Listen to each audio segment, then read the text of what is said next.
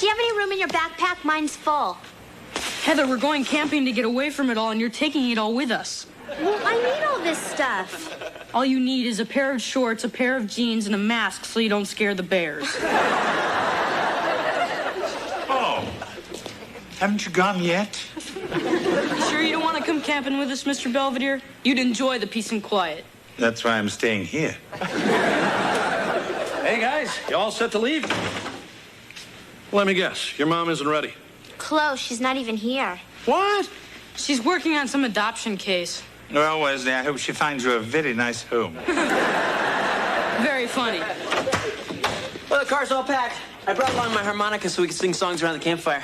I'd better make room for my headphones. Hey, Kev, I'm glad you could break away from your studies and come with us. Hey, Dad, I love spending time with my family. Besides, they're fumigating my apartment, and if I stayed there, I'd die. Hi, guys. Sorry I'm late. Hey, Mark, throw that in the knapsack and let's... Is that a baby?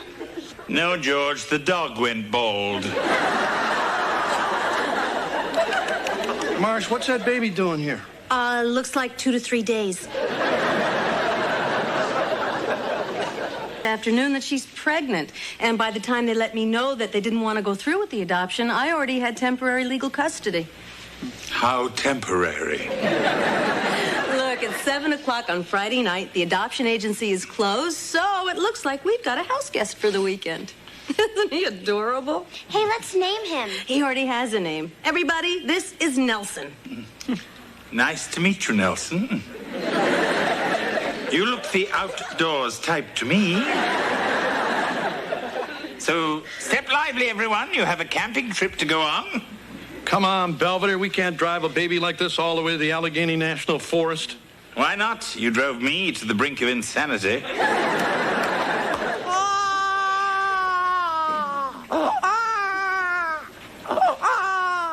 Marsh. It's 3 o'clock. I know, honey, but unfortunately, Nelson hasn't learned how to tell time yet. Well, I'll walk him for a while. Oh, that's okay. You need your sleep. You got a golf game in a couple of hours. Who's worried about a golf game? I got my own little personal water hazard right here.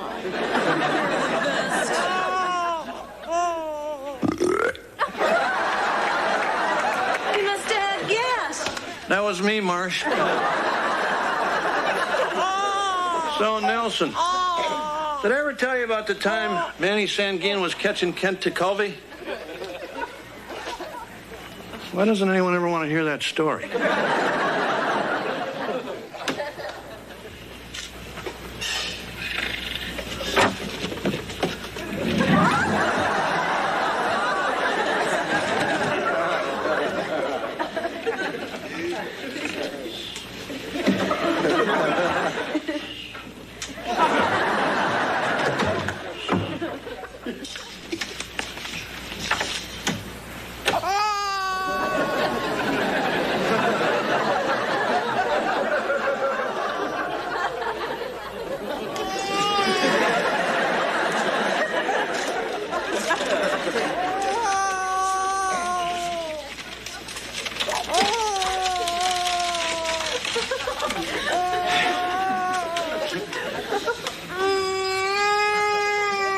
Sleep tight, George.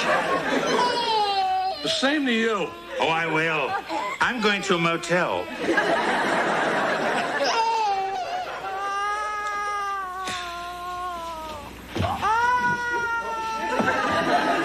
Sorry, this couch is taken. Oh, yeah? Well, now it's a duplex. Shove over.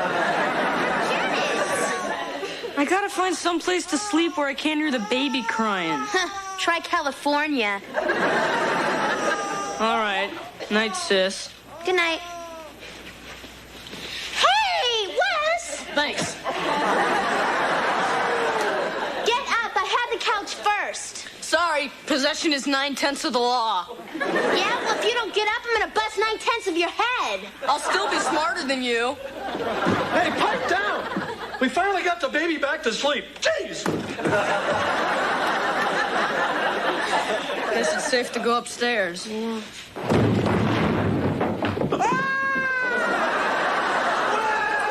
I'm gonna torch this crummy skateboard. Hey, Hey, morning, everybody. What's up, Miss Belvedere? What's up? My, you look chipper. Well, I got all caught up in sleep last night. I found a house to share. Why didn't you tell us? Hey, I was lucky the dog let me in. Wesley, you haven't eaten a thing. Where are you going? To school. To get some sleep. Listen, they're done fumigating my apartment. Heather, you want to ride to school? As long as they fumigated your car, too. Mrs. Owens, some breakfast? Oh, no time. I have to get to the office. I have a lot of calls to make if I'm going to find a home for this precious little guy. Good luck. Same to you. You're leaving him with me?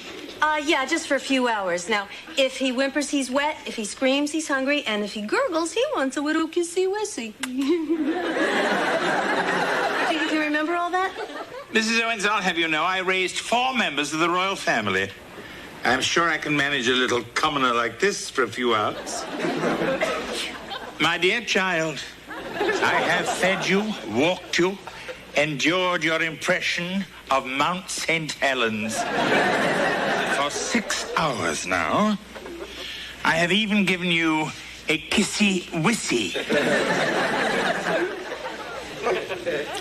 What can I possibly do to make you go to sleep? Hi, Mr. Belvedere. Oh, is he a little wet? How can you tell? There, that's better. Did you miss me? I don't know about him, but I did. Did you have any luck finding him a home? Actually, I did find a couple that wants him.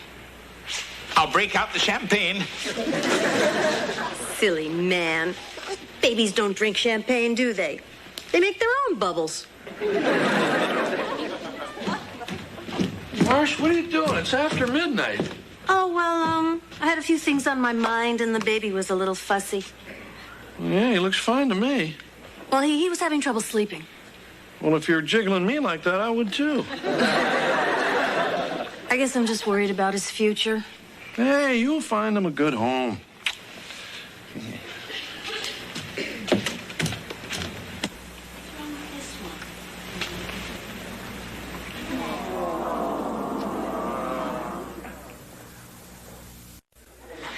Boy, something really important must be up. Yeah, Mom hasn't called an official family meeting since the time Wesley took out a second mortgage on the house.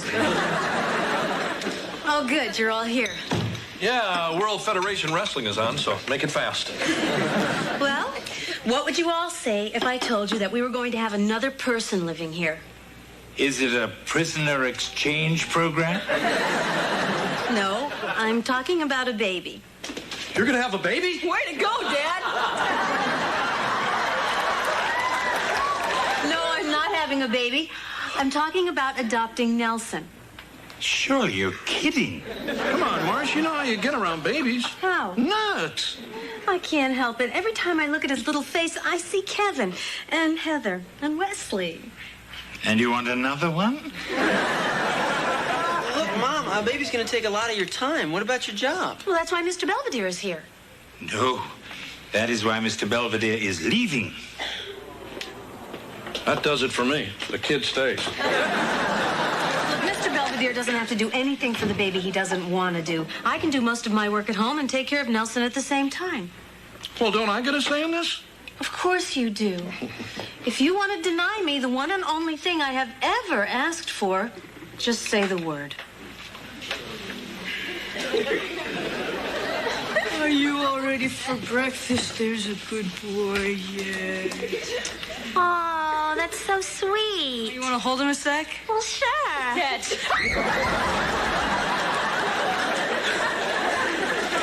You didn't fool me for a second.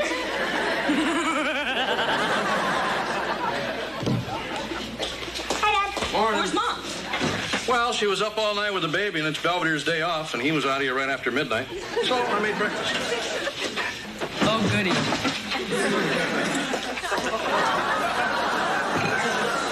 There you go. Homemade oatmeal, nice and hot. Dad, how much oatmeal did you make? A box. Go ahead, dig in.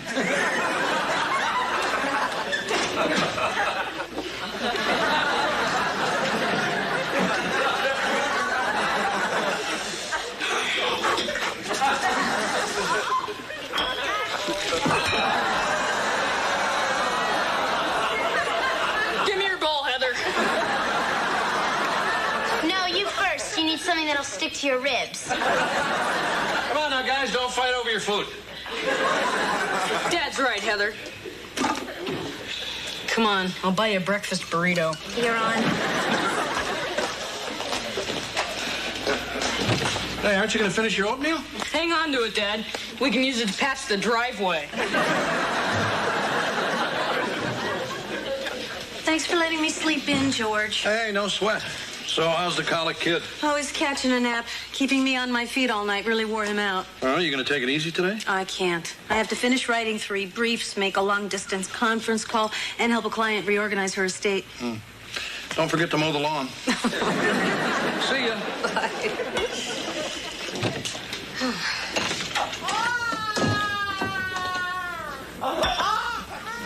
Well, it's nap time. I sure wish I could join you.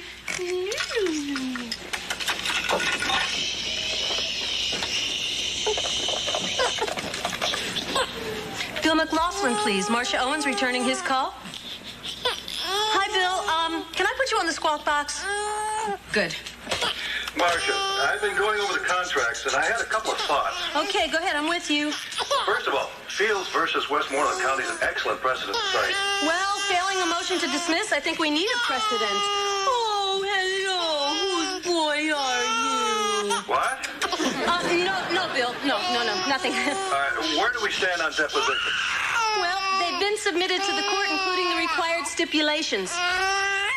Oh, did you make a pee-pee? No, Marcia, I didn't. Oh, no, not you. I'm talking to a baby. Well, as I was saying, Marcia, can you hear me? Hey, Bill, can I call you back in 15 minutes? Sorry, I'm doing court. How about later this afternoon? No good. Why don't we try this tomorrow? No, tomorrow I have to take the baby to the pediatrician. Now listen, Nelson, I have a very important client coming over, so if you could just stay asleep for an hour or two, I can make enough money to buy you a... How do you bribe a baby? Hello, Mrs. Esterhazy. Please come in. Thank you. What a lovely place. Where are those little mints that you have at your office? Oh, I'm sorry, but as I told you on the phone, we have a new baby in the house, and they take up so much time. Well, I'm sure your baby's getting more quality time than my grandchild gets from my son and that airhead aerobics instructor he married. It's such a shame about your son moving to Florida. That trampy little blonde can talk him into anything. But taking my only grandson, Binky, to Orlando, that really rips it. Oh, I'm so sorry. Now tell me, exactly how old is little Binky? 27.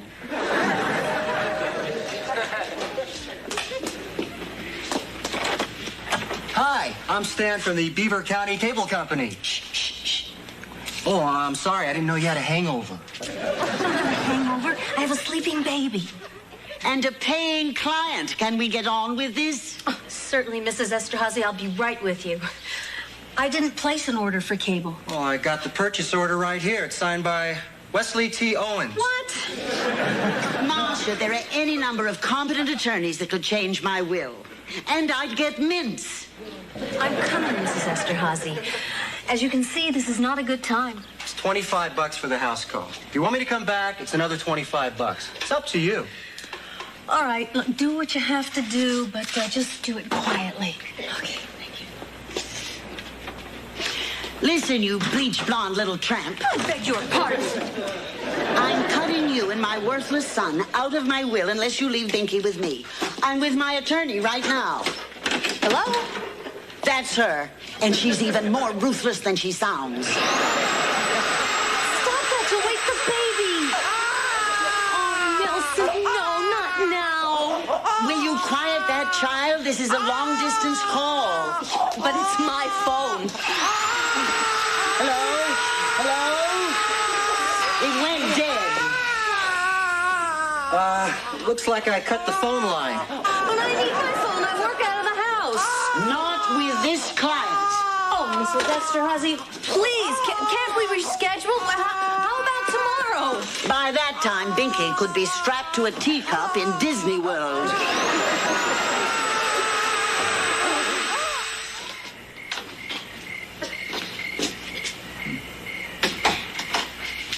pleasant evening. Hi, Mr. Belvedere. How's your day off? Oh, very nice. I went to the museum, I saw the ballet, and I ate a fine meal I didn't have to cook. How was yours? Let's just say I had my hands full. Remind you of the old days? No, not really. Mr. Belvedere, I love that baby. Everything should be perfect. So why is everything so out of control? Don't let it get you down. In a mere 18 years, he'll be in college. You're not helping. Mrs. Owens, you made a warm and loving home for your family.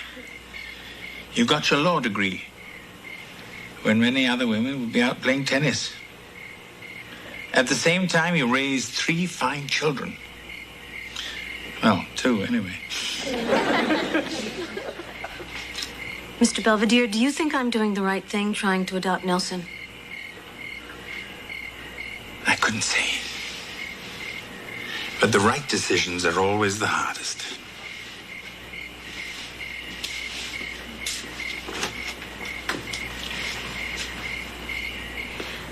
You're probably wondering why I called another family meeting. Are we getting another baby? Can we make it a girl this time? No, it's nothing like that. I've invited some people over tomorrow. Bob and Shelley Mills. He's a rabbi, and she's a nurse. They're coming to see Nelson.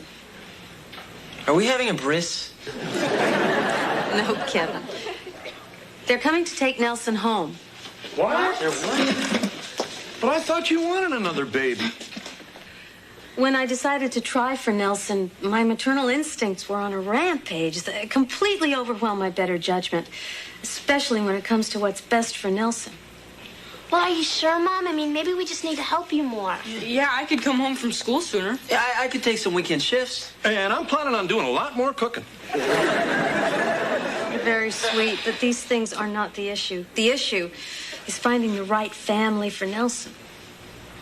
Well, what's wrong with us? Nothing. But we're a complete family.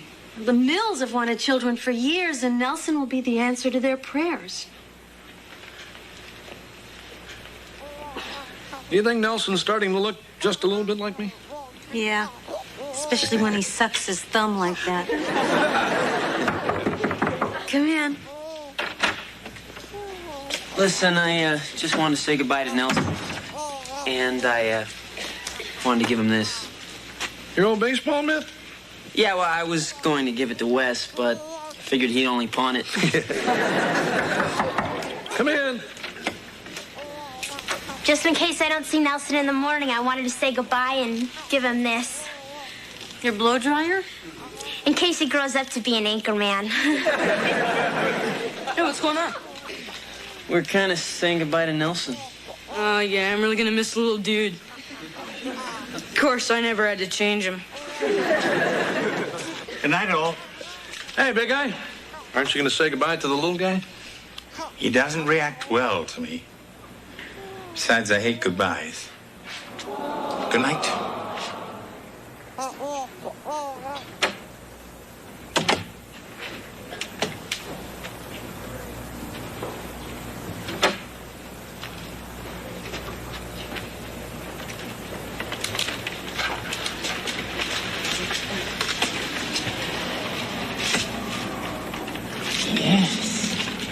Yes. What I meant before was, I hate public goodbyes.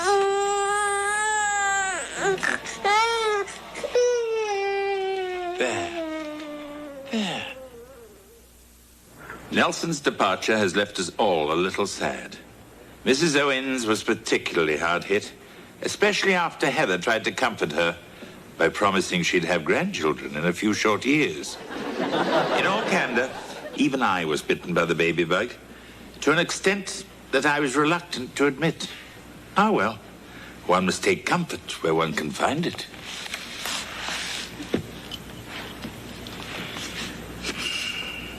Come to Papa.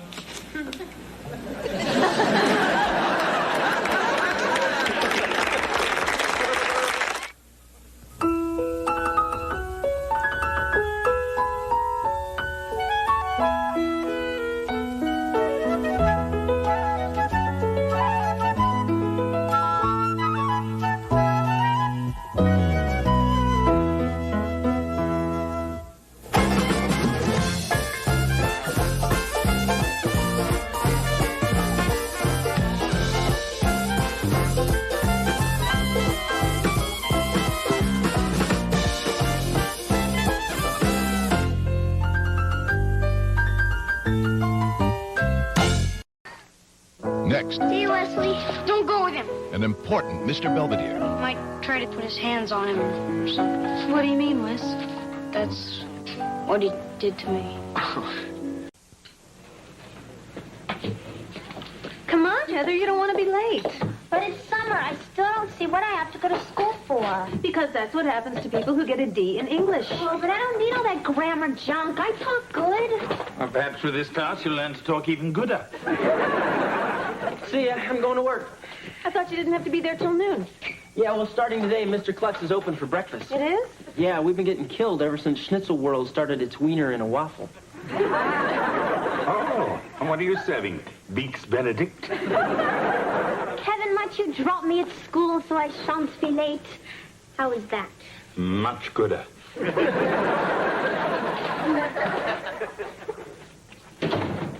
Bus didn't come. Can I go back to bed now? It'll be here any minute. You get back out there. I don't see why I have to go to some stupid day camp anyway. Rather go to summer school with Heather. At least it's air conditioned. Oh, it's going to be a lot of fun. They have a lake up there and everything. You know, I bet I know whose idea it was to send me to this place. Actually, I had somewhere else in mind. But Devil's Island wouldn't take you. I'll see you tonight. Have a good time. Bye-bye, Mr. Belvedere. Bye-bye, Mrs. Owens. Have a nice day. Thank you. Bye, Mom. Bye-bye. I'm leaving now. Be sure to write. You know, you're going to feel really bad if I get chewed up by bears or something. Nonsense, Wesley. Why should they single you out?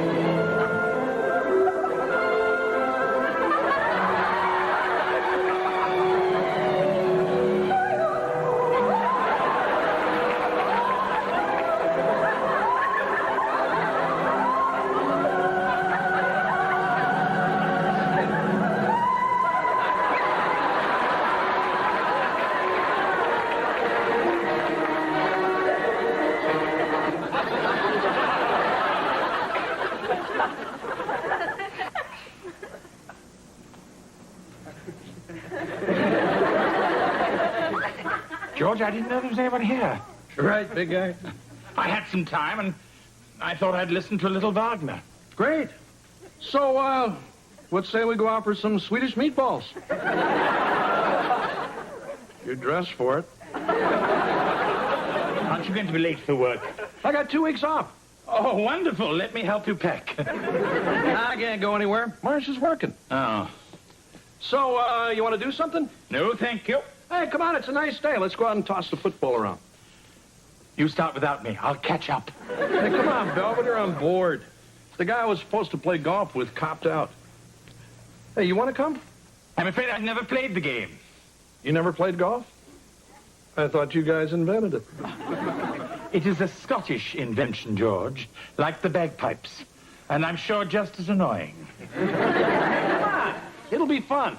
I'll even let you drive the little cart. Oh, golly, can I help honk the horn, too?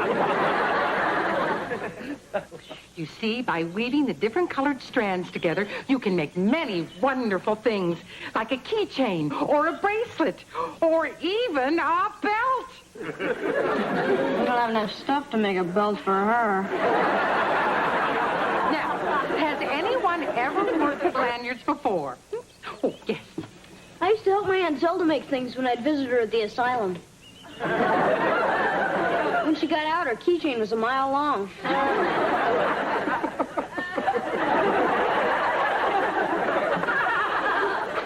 Very amusing, Wesley. Perhaps you'd like to help Counselor Perry hand out the craft materials.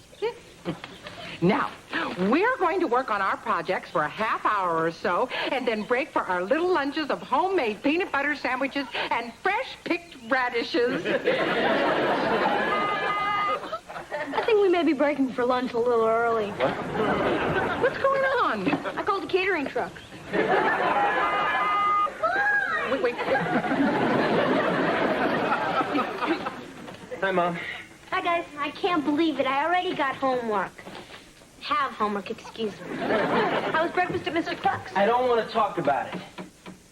It's just, things got kind of hectic switching over from breakfast to the regular chicken menu. I mean, one guy gets some feathers in his French toast, and everybody wants their money back. Where's Mr. Belvedere? Shouldn't he be starting dinner? Oh, yeah, he wasn't here when I got home. He probably went someplace with your dad. Great, I'm starving. Oh. Well, I can get something started. It's okay. Hey, honey, how was your game? I'm never going to show my face at that country club again.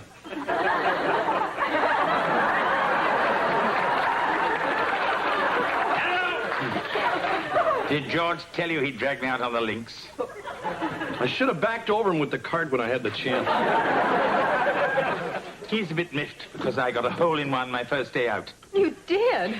Actually, it was rather a fluke. My ball got a lucky bounce off a gentleman on the green.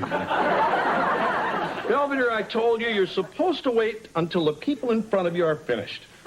I yelled 5. It's 4. Oh, right. I'm going to go change. I'm sorry, George. I didn't mean to ruin your game. That's okay, Belvedere. I promise I'll do better tomorrow.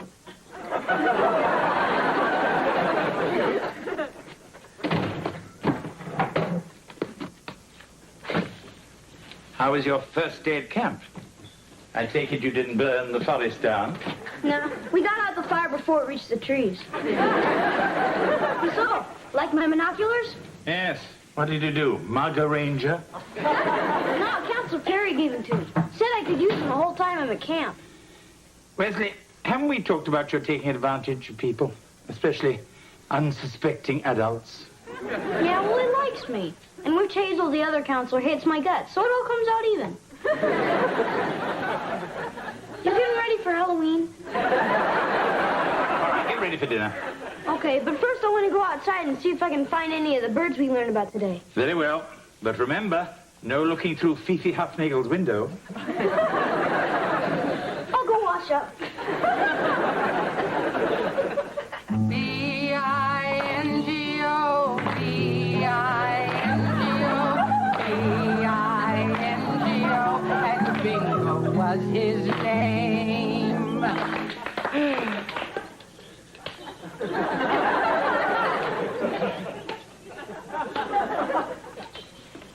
The rest of us are done. All right, campers, it's 2 o'clock and time to get ready for our nature hike. I don't want to go on some stupid hike. It's boring. It makes your feet sweat. Hey, come on. Maybe we'll see some skunks or possums or something. Are you kidding? Miss Pritchard scares wildlife. Wesley, I assume you'll be joining us? Oh, yeah. Ow! Oh!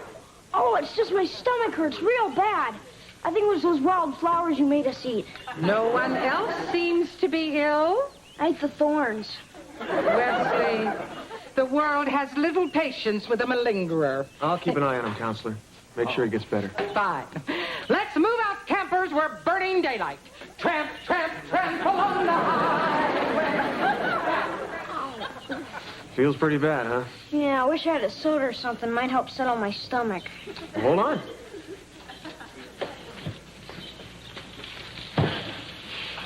Whoa, does Miss Pritchard know you have this? Actually, they're hers. But we'll make this our little secret, okay?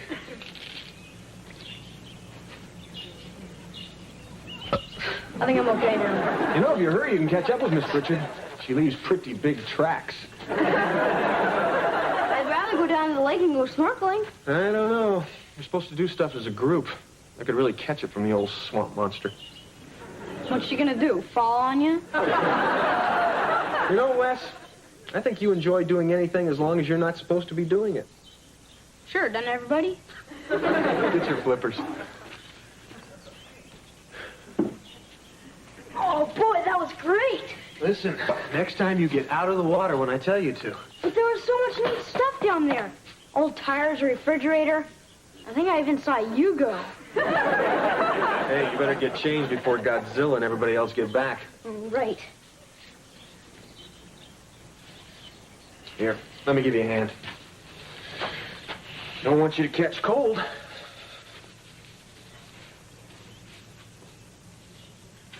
Whoa. You're getting goosebumps.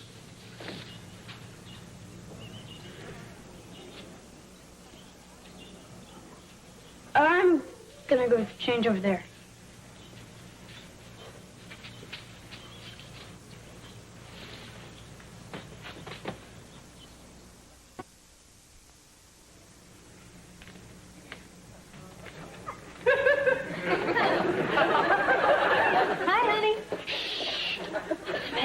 I'm going to the club. I don't want Belvedere to know. Anyway, it's his day off. I figured let him sleep. Yeah. Bye-bye. Good morning, George. Oh, Belvedere. I've been up since dawn practicing my putting and chipping. Perhaps we should play for a new lawn. I'll get my clubs. Actually, I was just putting these in the garage. I have to get to the station. Oh? I've got an exclusive interview with Honus Wagner, a great pirate shortstop. Ah. Why aren't you dressed, honey? You're going to miss the bus. Can't go today, Mom. I got poison ivy. Ooh, you poor baby. Don't get too close, Mom. This stuff's contagious. Let me look. I've had all my shots. Ah, yes. That's definitely poison ivy. Fortunately, it's the erasable kind. All right, Wes, what did you do at camp? Nothing. That's easy enough to call your counselor and find out. No, don't. Then tell me what happened. I put a frog in some girl's shorts. I would have expected something more original. I couldn't find a snake. Listen, young man, you are going back to that camp and you're going to behave yourself, understand? Yes, ma'am. Okay, now we're going to divide into 2 teams, and each team must attempt to find as many of the items on the scavenger list as they can and bring them back to camp. I hope there's a fat lady on it. Okay, who wants to be a beaver with Miss Pritchard? Why? What are you going to do to me? Oh, very well then. All right, the rest of you can be cougars with Counselor Perry. Okay, let's everybody get their knapsacks and fill their canteens. Let's go.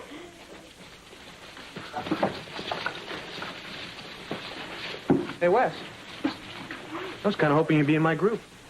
Yeah, well, I figured I'd go with Miss Pritchard today just for kicks. Sure. Well, maybe you'll be with me tomorrow. I think I'm going to be in Miss Pritchard's group from now on. I thought we were having a lot of fun together. Yeah. Wes? Something bothering you? I mean, are you upset about anything that happened yesterday? I just didn't like that stuff you were doing. Oh. Well, listen. I tell you what. Why don't we forget that yesterday ever happened? Fine. It'll just be another one of our little secrets. Okay? Sure. Now, Wes, you can keep the binoculars. Hey, Belvedere. Hello, George. How was your interview with Honus Wagner? Huh? Oh, it was pretty good. Did he happen to mention he died in 1955?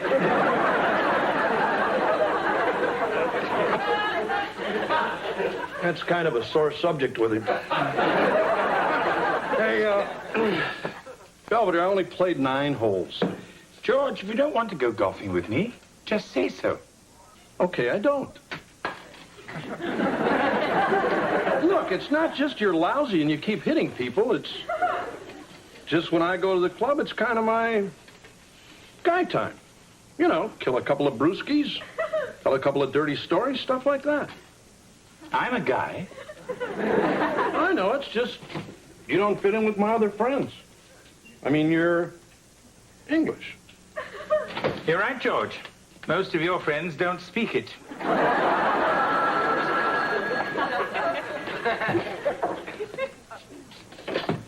The Owens residence. Mary Poppins speaking. Oh, hello, Fifi. What's that? There's someone on our patio looking at you through binoculars. I am sorry. I'll put a stop to that.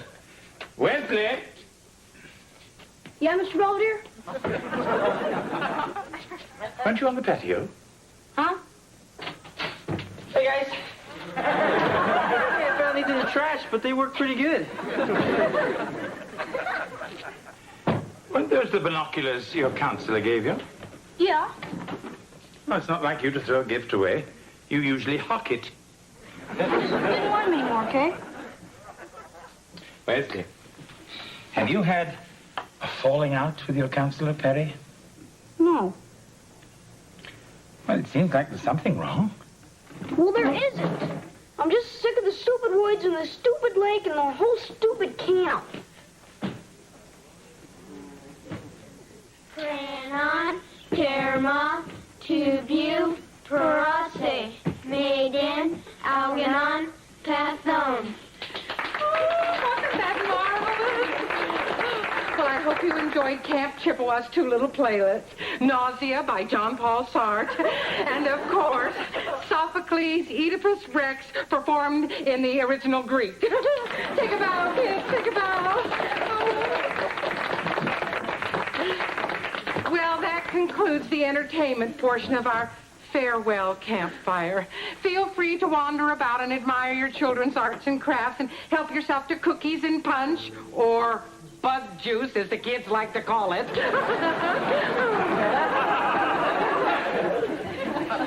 Hey, guys. Oh, honey, we really enjoyed you in your play. Yes, your acting in Nausea certainly turned my stomach. Hi, I'm Counselor Perry, and you must be Wes's parents. Hi, gee, we hope he wasn't too much trouble. No, we really enjoyed him. Hope he signs up for next year. Hey, how about that, champ? Somebody actually wants you back. Well, listen, I better say hello to the other parents. Very nice meeting you. See you, Wes. Yeah, bye. So, Wes, man, aren't you going to show us some of your, crafts? Oh, right. They're on the table. I made the macrame handcuffs.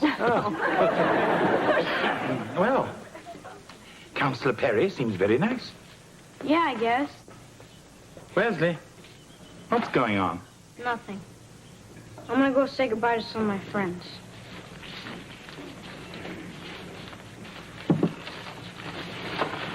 Pretty neat slingshot, huh? Yeah.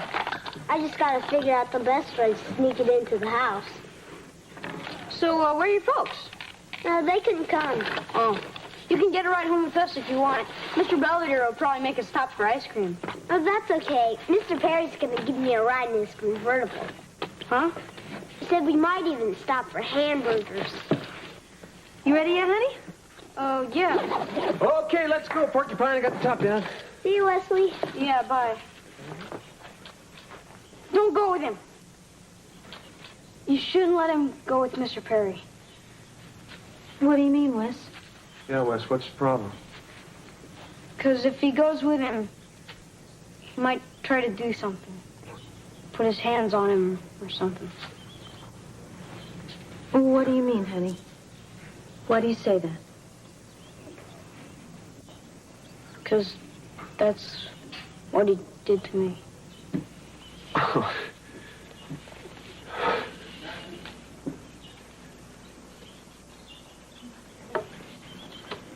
I see why they call this bug juice. Uh-huh.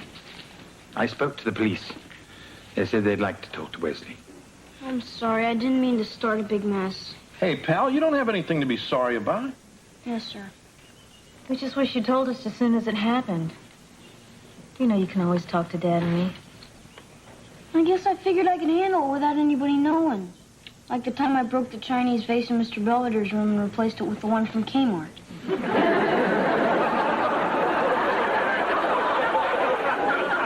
The thing is, you're always telling me that I take advantage of people.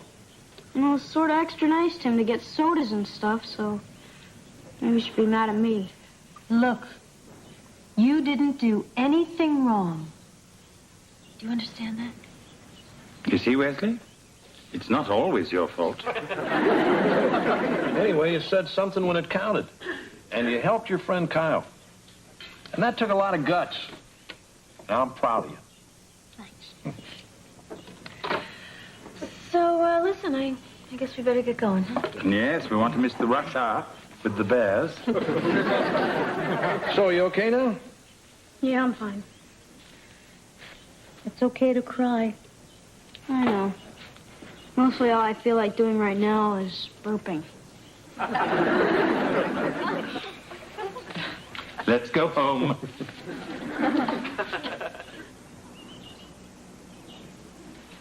Hey, Mr. Belvedere. Good morning, Kevin. Aren't you going to be late for Mr. Clucks? I'm not going today. Oh, but I thought you were unveiling your new line of Mexican food. Yeah, I tried it last night. Ah, yes, Cluckito Burrito.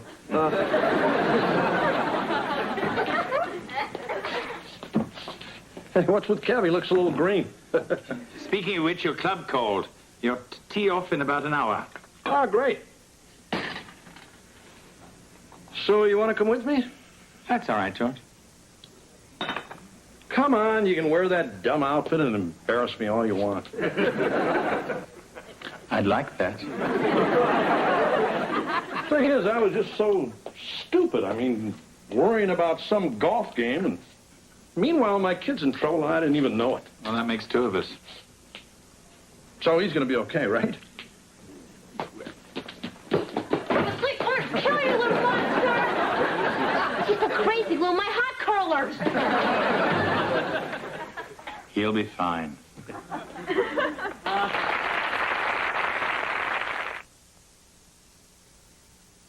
Mr. Belvedere, we'll be right back. Hello, I'm Christopher Hewitt. And I'm Bryce Beckham. Usually at this time, you would find Mr. Belvedere at his desk, writing about the antics of the Owens family. But due to the special theme of tonight's episode, we thought we'd do something a little different. Yeah.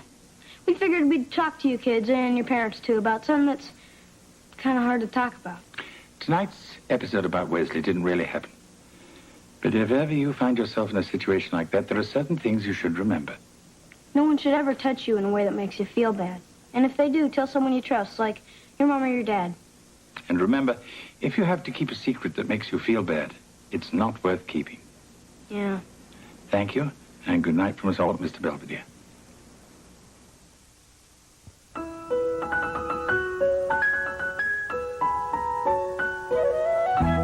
This is Dabney Coleman, a straight-shooting sports writer slap Maxwell.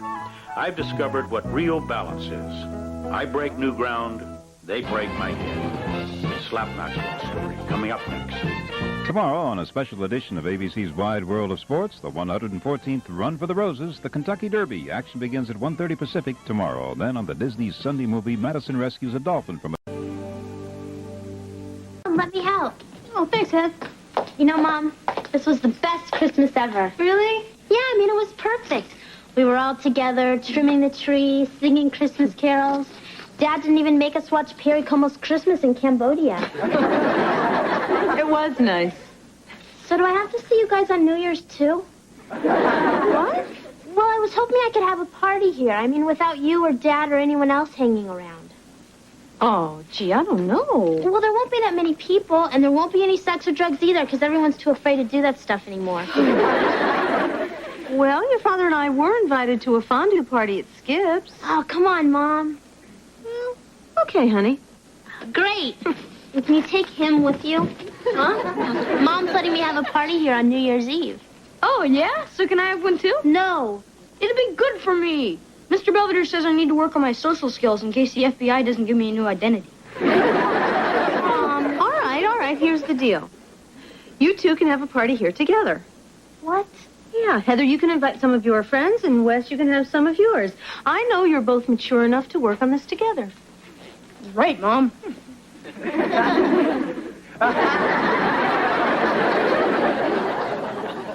Okay, so at the store we gotta get potato chips, bean dip, paper hats for my friends, paper bags for your girlfriends,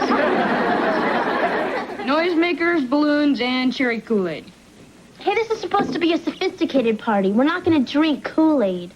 Well, we need sun to mix with the vodka. I'm kidding. It's just to fill up the balloons. Hello, children. Hey, Mr. Belvedere. Hey, Mr. Belvedere, can you think of anything else we need for our New Year's party? Yes, earplugs for me. But you're not going to be here. it's New Year's. Your Mambo Club always has a party down on the wharf. Oh, I'm afraid it was discontinued after last year. Huh? Things got a little wild. Our conga line got out of control and injured 5 stevedores. Come on, Mr. Belvedere. Do you really want to start the new year with people like us? Certainly. Then I'll know the rest of the year can't get any worse.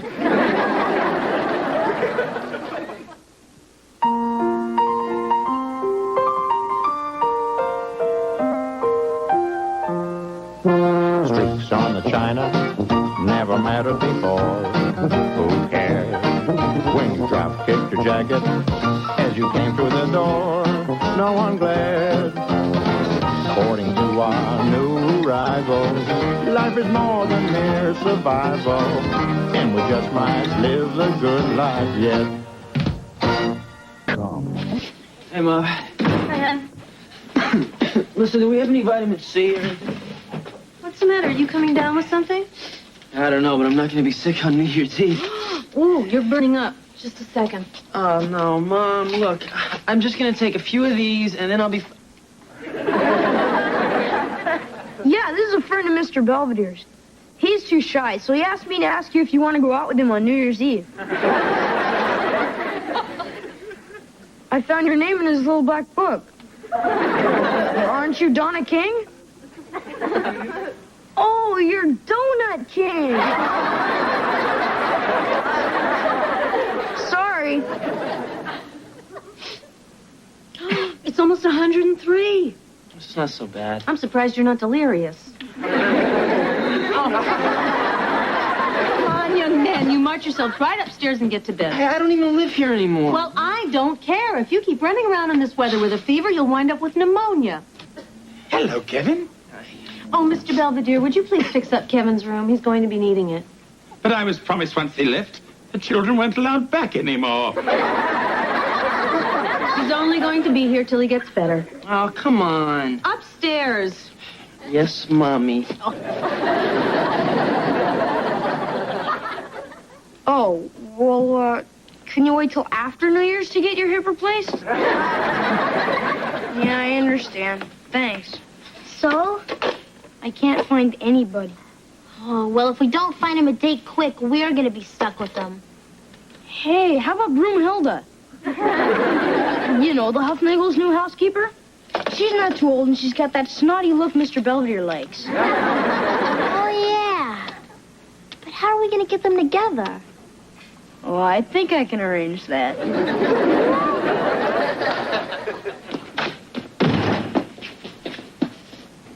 If anyone asks, I've been with you for the last 10 minutes. Only 10 minutes? Then I can assume it wasn't a bank job. I didn't do anything. I know you're in there, you little beast. That doesn't sound like the Avon lady.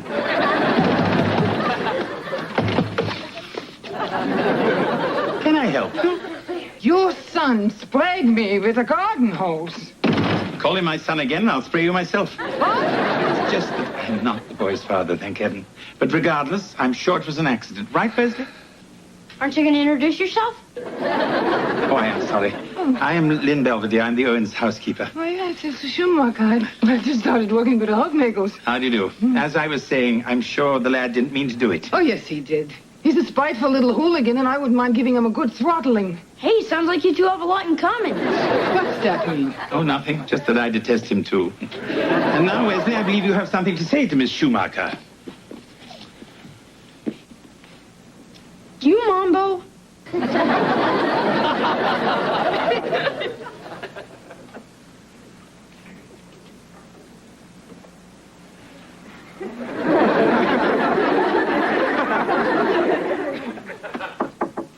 Your father and I are leaving for the party now. Hey, Mom, what is all this stuff? Oh, well, sometimes Mr. Belvedere uses this as sort of a punishment room. You know, when your brother's been bad. Anyway, what are you doing out of bed? And why is this heater off? No, Mom, it's 98 in here. And that vaporizer's giving me jungle rot. Do you want to get better or don't you? Yes, ma'am. Look, I know it's no fun being stuck in on New Year's Eve, but you don't want this to get worse, do you? Yeah. All right, I made this for you. Mom, I'm 20 years old. I don't drink hot cocoa anymore. Sorry. Here, give it to me. It'll keep you nice and warm inside. You used to put marshmallows in it. I'll be right back. Come on, Mr. Belvedere. I don't think she's so bad. Fine, then you go out with her. So I hear you got a hot date with Hazel over at the Huffnagels. What are you two going to do? Vacuum in the new year? That's it, I'm not going. Hey, come on, big guy. I'm sorry. That must be her. Get it, I've changed my mind. Come on, Mr. Belvedere. This is ridiculous. Why should I go out with a perfect stranger so you two bunco artists can make a mess that I'll have to clean up? Hello?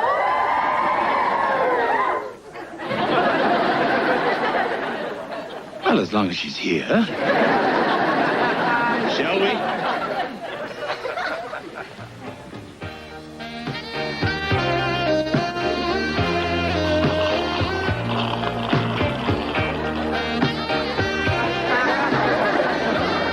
I'm sorry I'm so tall. Oh, that's okay, I guess. This is the most humiliating experience of my life. I'm sure you'll have worse. Why didn't you invite some girls your age? I don't know. I don't see any boys your age. They all left when they saw your geeky friends. May I?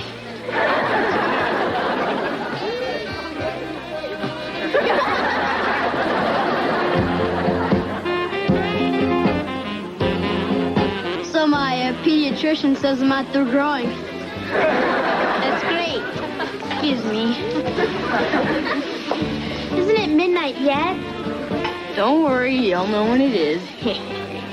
Why? You're not doing anything gross or disgusting, are you? Hey, relax. If you'll excuse me, I have to go check on the frogs. Oh, sorry. That's okay. I'm Cindy. I'm Kevin, and I'm no longer contagious. Oh, you're Heather's big brother, right? Uh-huh. So, if you want, maybe we could go back up to my room and share a bottle of NyQuil, huh?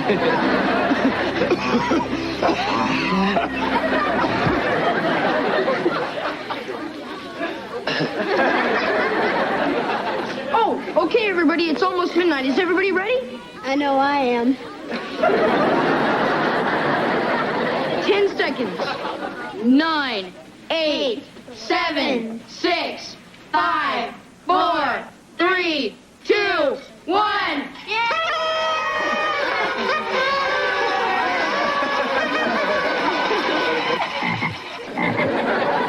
One frog? He's just faster than the rest.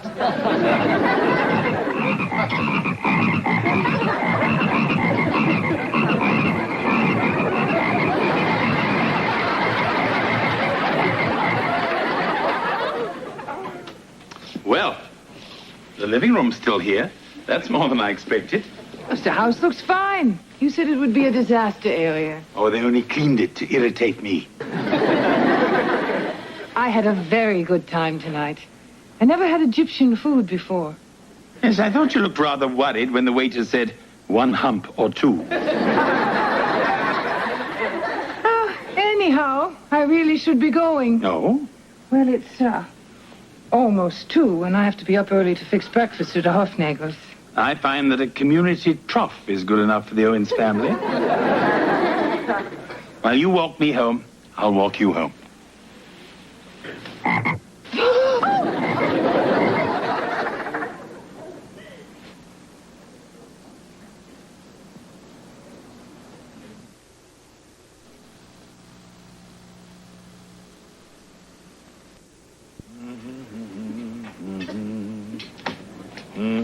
Hey. Happy New Year, Dad. Give me that. And your father's feeling a bit under the weather this morning. You mean he tied one on last night? Mm-hmm. So is the car in the Huffnagel's pool again? No, because I was the designated driver. So, how'd your shindig go? Great. Yeah, Wesley was a designated moron. More French toast for anyone? Yeah, it's quite a spread, big guy. Yeah, Mr. Belvedere, you really didn't have to make fresh apple juice. Oh, once you've climbed the tree, the rest is easy. I'm done. Oh, thank you, Wesley. So what's with you, Mr. Belvedere? I've never seen you in such a good mood before. Well, I'm usually not when you're around. Just kidding. You're a delightful little scamp. I think he had one ho-ho too many. Well, I trust everyone kicked off their new year in good style. Yeah. So how about you, Mr. Belvedere? How was your date? Oh, you know, the usual. Morgan. Oh, morning, Elsa. I lost an earring here last night, probably under the cushion on the couch. Probably.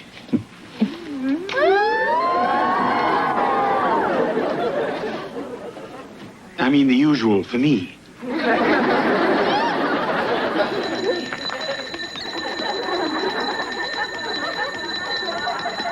Yes, Kevin. You know, you tell me I should stay in bed, and then when I call you, you don't come. I'm sorry, honey. Is there something you want? I'm through with that. Kevin, aren't these all your old things? Oh, yeah, I found all this stuff in my closet. Pretty neato, huh? Yeah, but Kevin, you're not going to be here that long. Hey, Mom, take my temperature. I think it went way, way up. Kevin, I took it 20 minutes ago. It was the same. Well, I'm bored. Well, there must be something you can do, some schoolwork or something. Yeah, but it hurts my eyes when I try and read. Well, I'm sure you'll feel much better in the morning. Well, you could read to me. What? Well, like you used to. Remember? Yeah, sure. All right, what'll it be? European history or abnormal psychology? No, this one. The Cat in the Hat? By Dr. Seuss.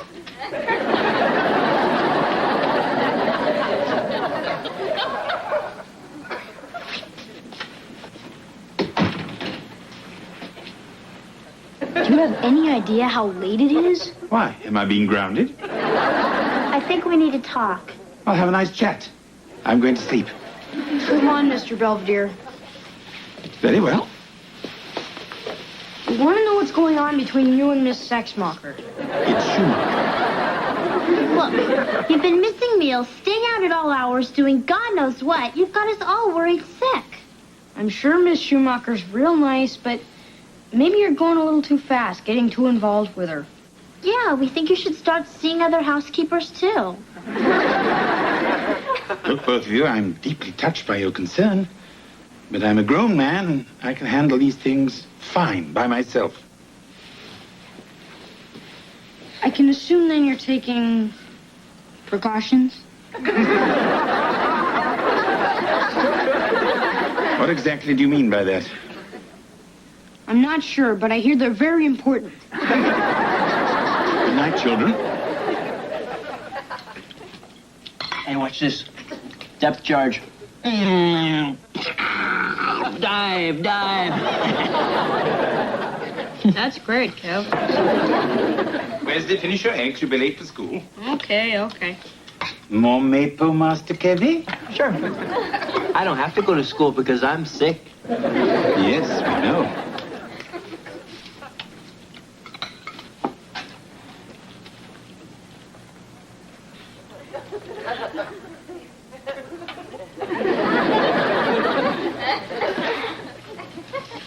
Wesley, you little creep!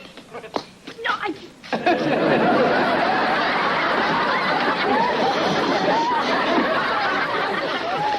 What a lovely view. Thank you. I mean, the woods. The very sun bounces off the empty branches. Oh, yes, lovely. So, I thought we could go to the drive-in again, like last night. Oh, have they changed the movie already? Does it matter? Actually, I have been spending a little too much time away from my duties. Oh, I know, me too. It's just that we have so much fun together. We seem to like the same things. It's not too often you find somebody you wouldn't mind spending the rest of your life with. Yes. Well, I better get on with my raking. Okay. What about coming over later? The Hufnagels are going to an NRA meeting. We could have the whole house to ourselves. I'd love to. But I'm not really sure the Owens would let me. Can't you just sneak off? They can't be watching you every minute.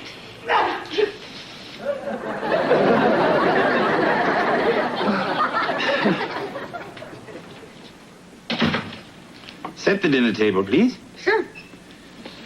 If you like, I'll take you down to the mall after dinner. Oh, yeah? Mm-hmm. We can go and see that horror film based on your memoirs. Aren't you going over to the Hufnagels tonight? No, Wesley. Why not? Actually, I may not be seeing Miss Schumacher as frequently as before. Oh, she dumped you, right? I simply decided we were getting a little too involved and that we should slow down a bit. Didn't a certain somebody already tell you that very same thing? Yes. But he was a little smack-faced toad, so I didn't listen. So did she take it okay? Yeah, quite well. It's a good lesson for you, Wesley.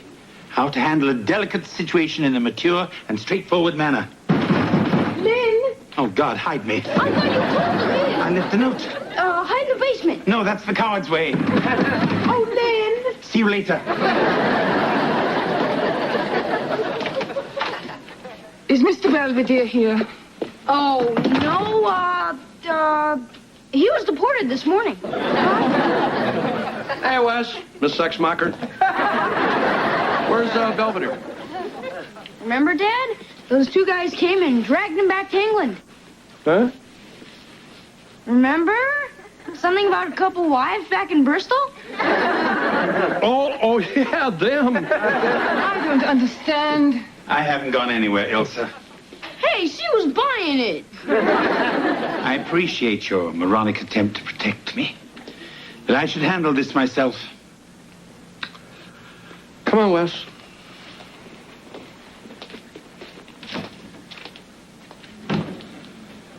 I see you got my little note. Yes. What's the suitcase for? Sir Hufnagels fired me. I'm sorry. He said I was seeing too much of you. Oh. I'm so stupid. I was actually glad when he did it. I thought you'd say you'd quit too, and we'd go off to Maine or someplace and open a little bed and breakfast. Sounds very nice. Then why not? We could do it. I have some money saved. Else I can't. Oh. I promised the Owens that I would stay with them at least until Wesley went off to college or the penitentiary. I guess they understand. The fact is, I'm rather set in my ways. And I'm not looking for a long-term relationship with anybody. I see. It's just that every New Year's, my youth becomes a more distant memory. For a moment, you made me feel young and vibrant and alive. But now I'm exhausted.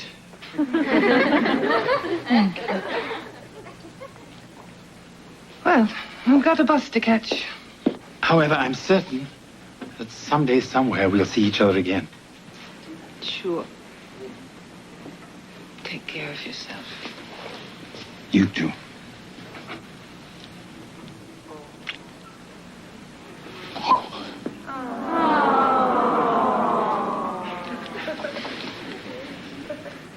Bye.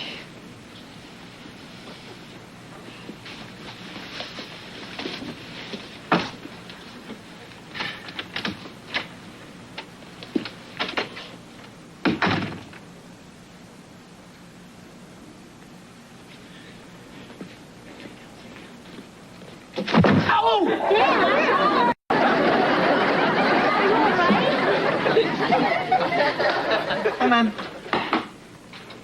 Hey, where's my hot cocoa? Downstairs in the jar. What are you doing? Packing your clothes. What for? We want you out. But I'm still sick. Tough.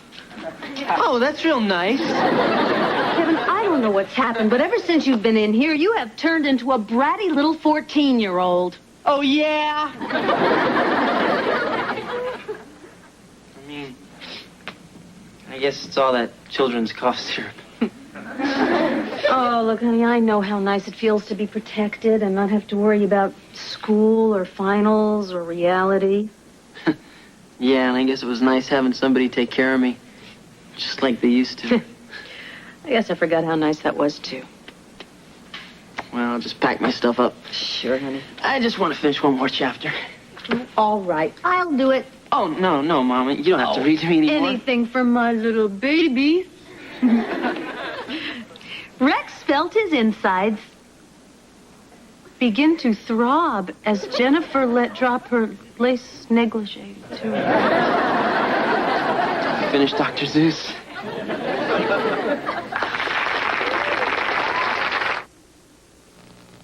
Mr. Belvedere will be right back. As of this writing, Kevin's temperature, along with his IQ, has returned to normal. Sometimes I'm not sure which is higher. As for my lapse into adolescence, I've just received a postcard from Ilsa. She's invited me up to Portland to enjoy her new bed and breakfast. I might try the breakfast, but I'm not too sure about the other. Well, another new year is underway. The Colonials have a new president. Wesley has some new hormones. And the world in general is bumping along. But the most important thing is, I'm still here.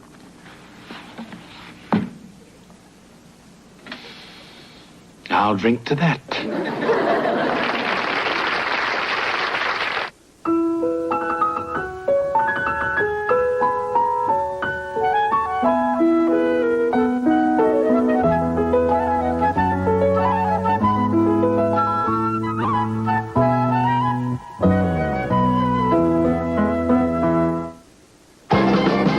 Tonight on Nightline, the death of Japan's Emperor Hirohito, from divine ruler to figurehead.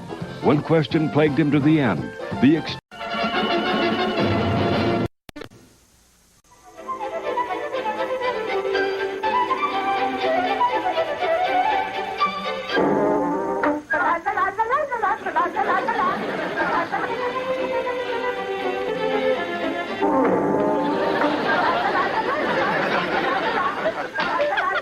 Give me that, you bloodworm.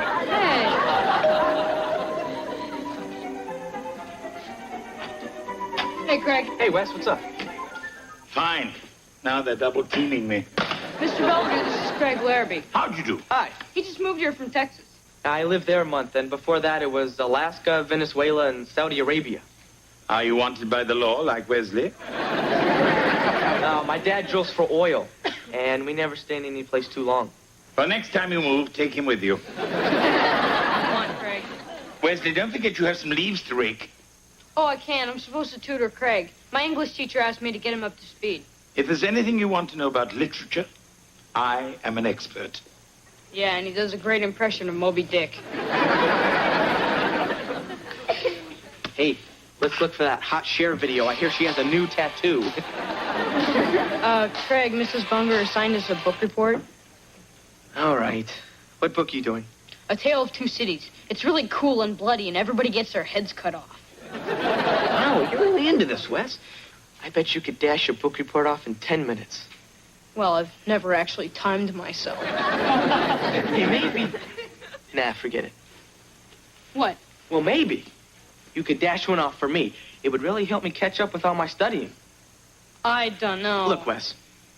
My dad can get us tickets to the U2 concert on Saturday night. But I have to have all my homework done. And if you help me out on this paper, we could be sitting front row center.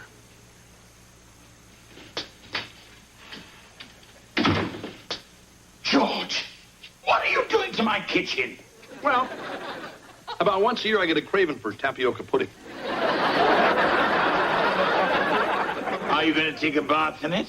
Come on, big guy. Give it a taste. It really goes down smooth. Not bad. Har, har, har. What is your secret ingredient? Tabasco sauce? No, 150 proof rum. Are you okay? No, it's just that I have a nervous stomach. Nervous? If I was your stomach, I'd be terrified.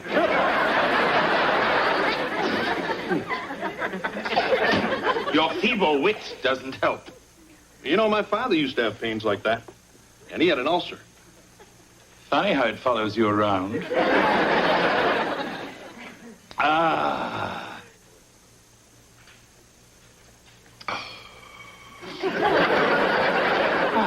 Hey, big guy, how much of that antacid you been chugging down? Oh, don't worry, George. Everything's under control.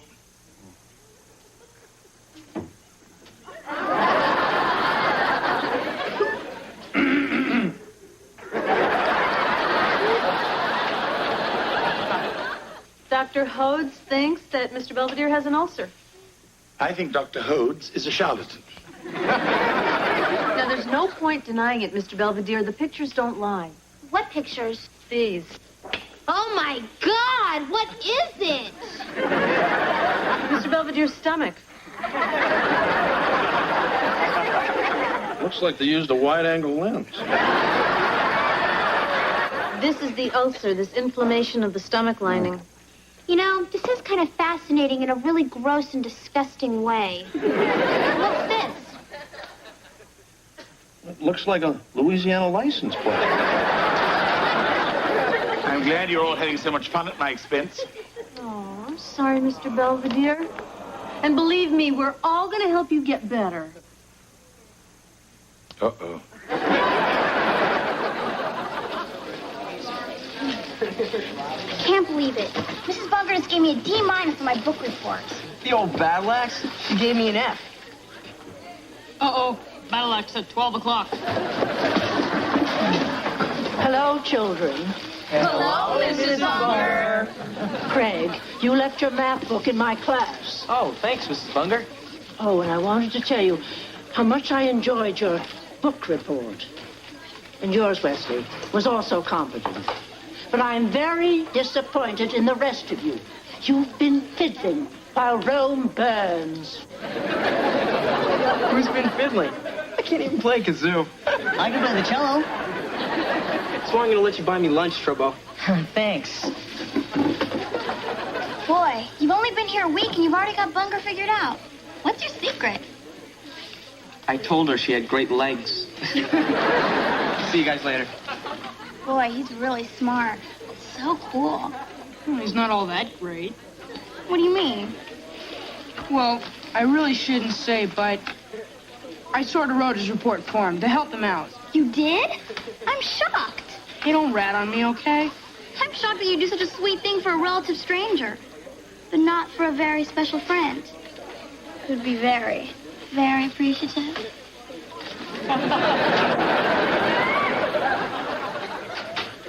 Hi, Miss Belvedere.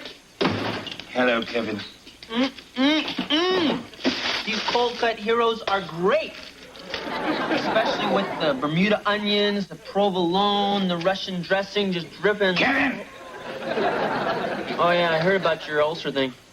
So, how are your strained turnips? Here you go, big guy. We got you some great grub at the store. Grub! My favorite! Yogurt, watercress, rice cakes, tofu squares. We also got you this pamphlet, 101 Ways to Prepare Cottage Cheese. I shall treasure it always. You know, big guy, you're taking this a lot better than I thought. That shouldn't surprise you, George. My English character has taught me the value of self-discipline. Speaking of that, it's time to indulge in another English tradition. Hi. What are you doing? What's the matter? Mr. Belvedere's going to drink tea. He can't do that. Why not? Well, it's bad for your ulcer. I read it in your medical brochure. She's right. Tea is chock full of caffeine. I can be murder on your stomach lining. Bourgeois, I'm not going to forego tea. You don't have to. There are herbal teas you can drink. Well, yeah, like Floral Sunset and Lullaby Spice. I'd rather drink motor oil. Suit yourself, but regular tea is a no-no. Here, make yourself some cottage cheese soup. How's it going, Marjorie? I got an A- on our paper. I must have been a little tired. Hey, Wes. Trouble, Lewis. Owen. I thought we were friends. Huh? Friends don't write book reports for other people that throw off the class curve. Word gets around, doesn't it? Tell you what, I'll let you write my next paper, and I'll tell my pals in the wrestling team not to twist you up like a pretzel. You're all heart, Louis. Don't tell anyone. Come on, Trevor. I'll let you buy me lunch. Swell. This report stuff is getting out of hand. Hey, Wes. Hey, Marge. Hey, Craig. Hi. Thought you might like this, Wes. In Excess in Concert. Whoa, how much do I owe you? You don't have to pay me. It's yours. But, Craig... Hey, Wes, we're buddies, right? Maybe you can help me out with another report sometime.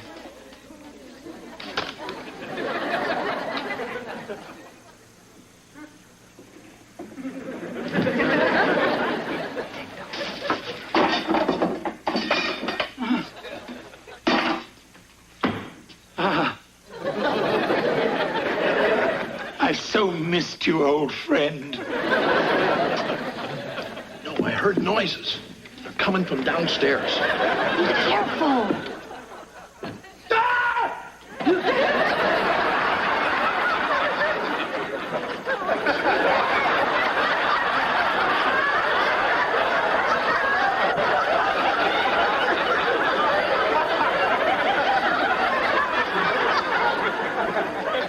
I thought you were a burglar. What are you doing up? Hey, you ain't trying to cheat on your diet, are you? Well, I know this diet stuff is tough to take, but you gotta stick with it. There's no substitute for health.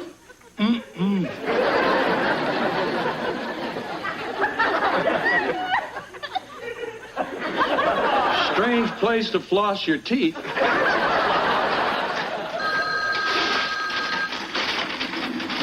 Hello? Oh, hi, Louis. A paper in War and Peace by Thursday? I'll get back to you. Come in. Hello, Wesley. Are you all right? You haven't been pestering me lately.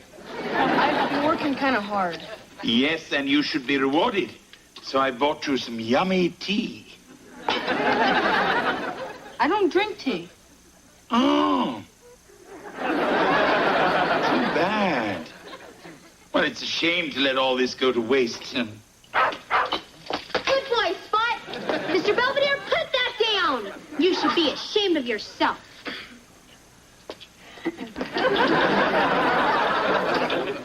Look, I told you I'm not taking any more clients. Thanks, I already have Super Bowl tickets on the 50-yard line. Hey, Wes, when are you going to come up for some air? Sometime in July. Unless everyone goes to summer school. Hey, you got any rejects for me? I don't have to get an A every time. Just get off my back, Craig. Hey, come on. Friends help each other out. You're going to have to write this one yourself. But you're so much faster than I am, and you're way hip to what Bunger wants. Sorry. I thought we were friends here, and now you're helping everybody else out, but you're just dumping me? Look, I'll get to it if I can. Can you hand me that copy of War and Peace? It's on the bed.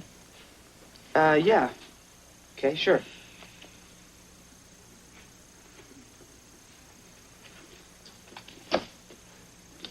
This is Pride and Prejudice. Oh, right. Sorry.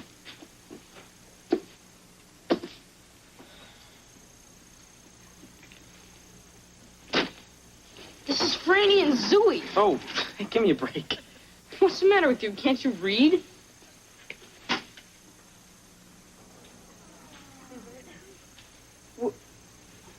Can't you?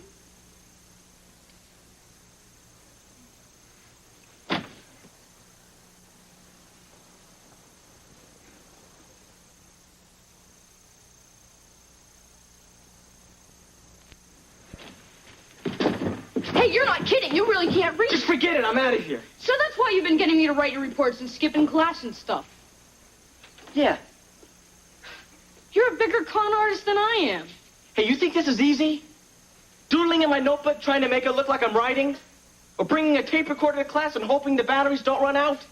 Why didn't you just learn how to read? I did, in the 2nd grade. And then my dad started bouncing all over the place and never had a chance to catch up. There are special classes you can take. Yeah, with a bunch of 6-year-olds. Anyway, if I let anybody find out about this, they'd think I was stupid. I don't think you're stupid. You're smart enough to fool me. So? So all you have to do is learn how to read.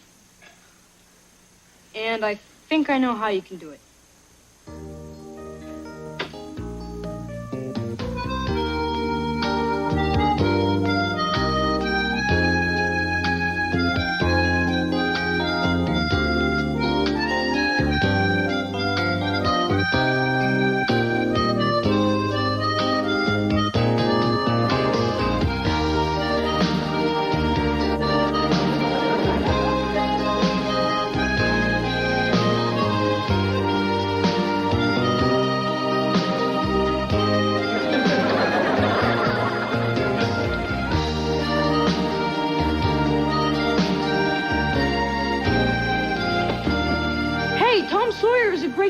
Look, I'm not Einstein.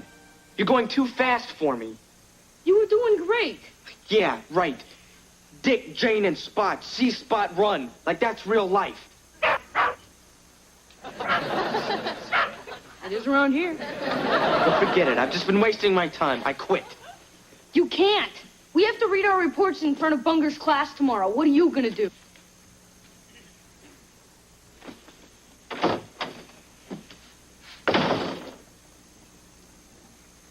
Oh, goody.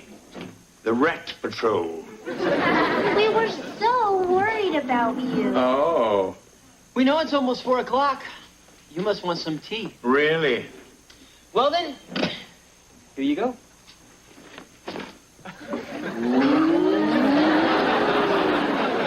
Oh, my. I don't understand. Then just relax, Heather. Pour him some tea. Here you go. And just lean in and smell the aroma. Breathe in the steam. Yummy, isn't it? Yes. You'd like some, wouldn't you? Yes. Bad, Mr. Belvedere, bad!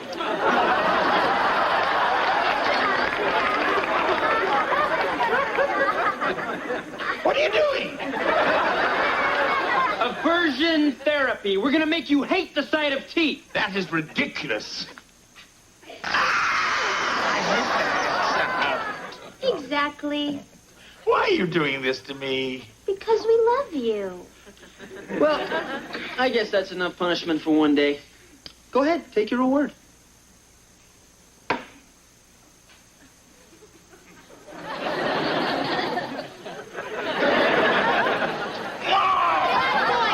Belvedere! You are maniacs, both of you. You make Wesley look like Santa Claus. As you know, today is book report day. And now, who would like to read theirs first? Craig's work has been excellent recently. Where is he? There you are, Craig. You may favor us with a recitation. Huh? I'd be happy to read mine, Mrs. Bunger. No, Wesley. It's probably smut. Yes, ma'am. You may sit. And you, Craig, may begin. Well, I'm not very good in front of an audience. We're all your friends here. Yeah, well, I, kind of have this sore thing. Craig, read it or weep.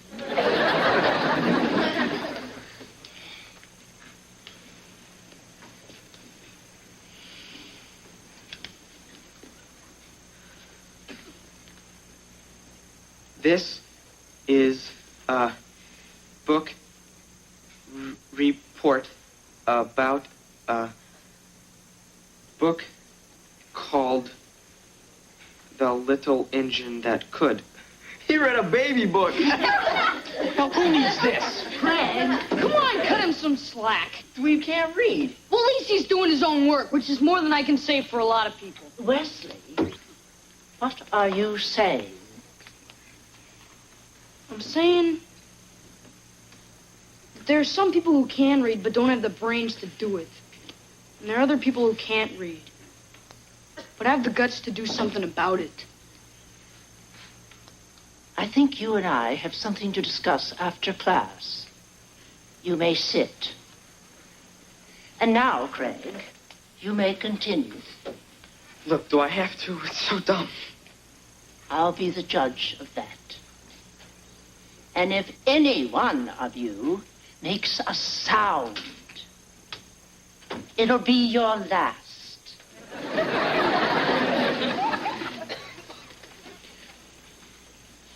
I liked the train because I know how it felt.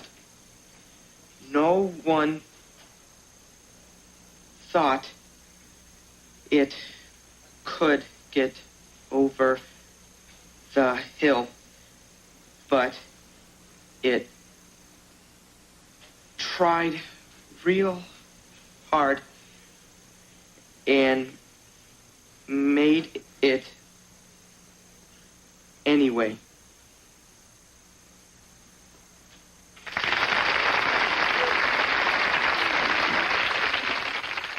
I cannot go on much longer, George.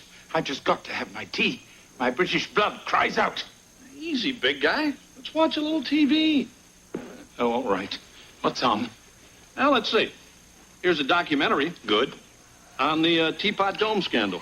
Well, what about Wall Street Week? They're discussing T-bills. No, they're not. What's this? This is that old movie, Tea and Sympathy. This is a bloody conspiracy. Refreshing iced tea, anyone? Sugar? Lemons? Caffeine? Hey, relax. What about a pillow? My, oh my, George, that's quite a tea bag. Hi, I'm back from Disneyland. I'm a little teapot, short and stout. Here is my handle, here is my spout. George, make them stop. Hey, fool, who you calling George? I'm Mr. T. Everybody! Picture you upon my knee. Tea for two and two for tea. Me for you and you for me alone. We will raise a family. And all of us will drink your tea. Happy we will be.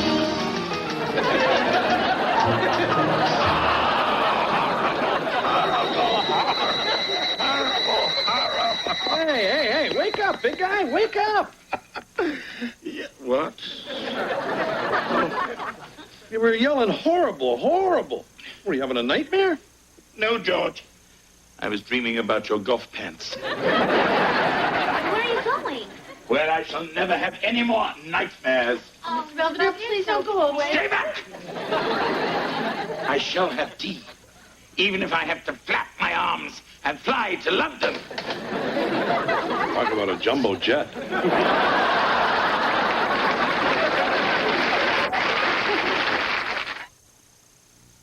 Mr. Belvedere will be right back. Wesley's friend Craig is now enrolled in remedial reading classes, freeing Wesley to do what he does best, serve detention. But his sentence was commuted because he acted so nobly in the cause of literacy. Meanwhile, I just flew in from England, and boy, are my arms tired. Happily, my doctor says I'm well enough to resume drinking tea in moderation. He attributes my recovery to diet. But I wonder if it has more to do with the 3 weeks Wesley spent writing, tutoring, and leaving me alone.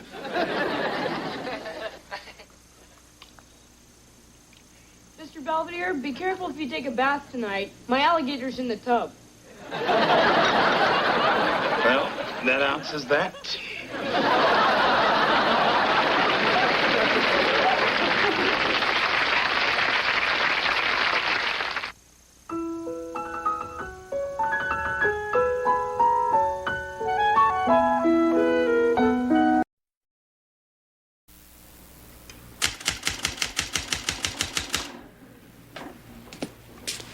Something on fire? Oh, it's you. Smells a little like writer's block in here. Hey, a good cigarette helps me think. Did you say think or stink? Mr. Belvedere. Hello, boys. That was the first game of catch. Yeah, sure was. Where's your football? Oh, Wesley went out for a pass in the Huffnagel's backyard, but Grandma Huffnagel intercepted it, took it inside. I tried to tackle her, but she's pretty quick with that aluminum walker. Better luck next time. Oh, boy, peanut butter cookies. Oh, no, Wesley. No. They're far too hot. You might burn your tongue. Oh, okay. He's so trusting. Ouch, ouch, ouch. Hot. Here you go, Dad. Thanks, buddy. Hey, what do you think you're doing? Following your example. Hey, I don't need any smart remarks. Come on, Dad, you know these things aren't any good for you? Look, it even says right on the package.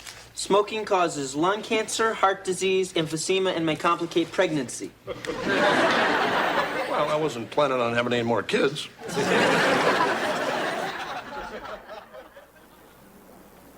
Hey, Mom. How do I look? Very cute. I don't want to look cute. I want to look sophisticated, alluring. Why? Well, I didn't want to tell you this, but I'm dating an older man.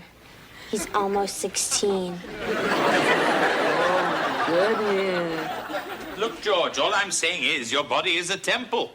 Yeah, well, this temple's got a smoking section. Oh, gross. Dad's smoking again. Yeah, I can see that. Oh, come on, are you guys going to start in on me, too? I just got a earful from the Nairobi trio here. George, you can quit if you really set your mind to it. Yeah, I've tried. It's tough. Any bad habit can be broken with a little determination and self-discipline. Big talk coming from a guy stuffing cookies down his throat. What is that supposed to mean? It means that you're as hooked on that junk as I am on these things. That's ridiculous. I like a little something sweet every now and then, but I can stop anytime. I'll believe that when Prince Charles gets a job. Hey, I got an idea. Why don't you guys both quit? Huh? Yeah, sure. Dad'll give up smoking, and Mr. Belvedere will give up all his junk food. And whoever quits the longest is the better man. Well, guys? Well, I think it's a marvelous idea. Well, I think it's marvelous, too. It's a bet. Honey? Okay.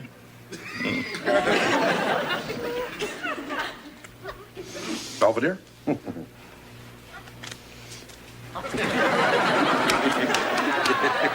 along pretty good. Well, there you are, you see. You don't need a pack of cigarettes by your typewriter to do your job. Right. Especially when you got a pack of ding-dongs.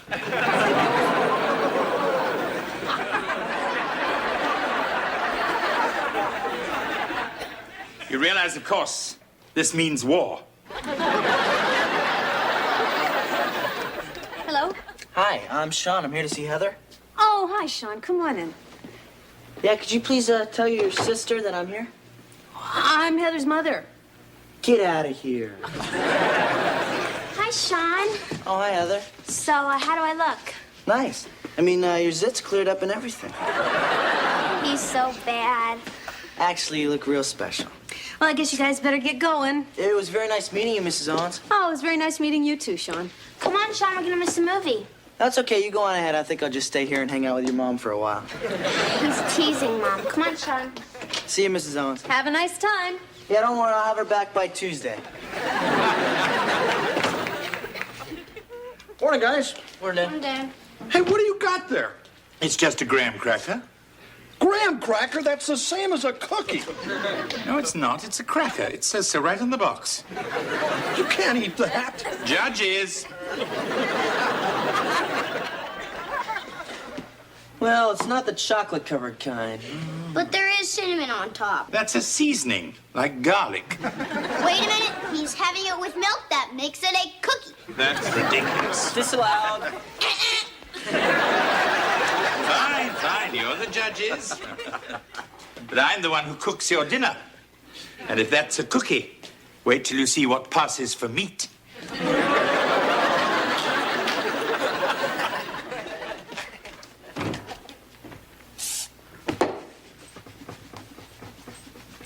So how's the bet coming? Just fine. I think you pretty much got that spot. I know. I need to keep my hands busy. That's the same thing George said last night. Morning, Heather. How was your date? It was a disaster. First, I tripped coming down the aisle and spilled on my bonbons. And then, during the movie, Sean tried to put his arm around me, and I jumped and dumped a whole thing of hot nachos in his lap. Mr. Belvedere, it was the worst night of my life. Tell me again about the bonbons. Look, honey, maybe the evening wasn't perfect, but I'm sure Sean had a very nice time. Oh, sure. I mean, Sean's so smart and funny, and all I could say the whole night was, uh-huh, yeah, uh-huh, yeah. Yes. Maybe I should just become a nun. They don't have to talk at all. Owen's residence. Just a moment. Sister Heather, it's Sean. Yeah, probably just wants to yell at me. Hello? Uh-huh. Yeah. Uh-huh. Yeah. Hi. Oh, I can't believe it. He wants to see me again. And you thought you couldn't carry on a conversation. Uh-huh. Hey, what do you think you're doing? Just reading the sports section. Go ahead. Puff away, I don't mind. I haven't had a smoke in 2 days. I feel terrific. Good for you. Incidentally, I read your column today. It didn't seem to have its usual sparkle. Oh, yeah?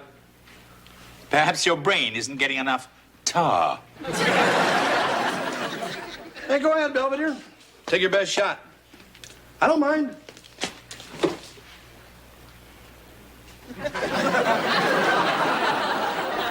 Help yourself. You're sick, you know that?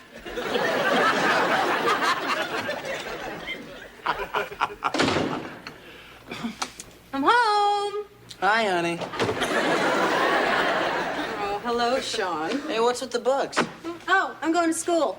Studying to be a lawyer. Oh, yeah? Well, I'll call you if I ever need one. Yeah, somehow I think you will. Where's Heather? She's not home from the mall yet. Have you seen Mr. Owens? That's the gray-haired gentleman? Yes, Sean. Yeah, he left for work a few minutes ago, but he said I could wait around if I promised not to steal anything. Well, you make yourself at home. I'm sure Heather will be back sometime soon. I can wait.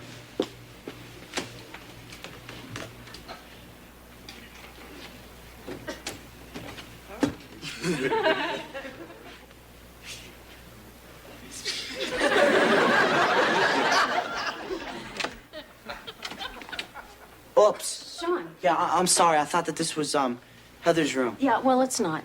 Yeah, I was just gonna go in there and play some records. I didn't know that this was your room, I swear. It's okay, Sean.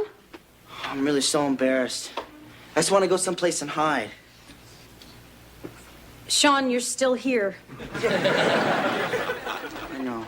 And I feel real bad about that. Then go. Sean! Has anyone ever told you that you're beautiful when you're angry? And has anyone ever told you to go home and take a cold shower? Well, what's wrong with the one right in there? Sean, I think you better get out of here before you do something you might regret. Did you have anything special in mind? Just get out! Problem, Mrs. Owens?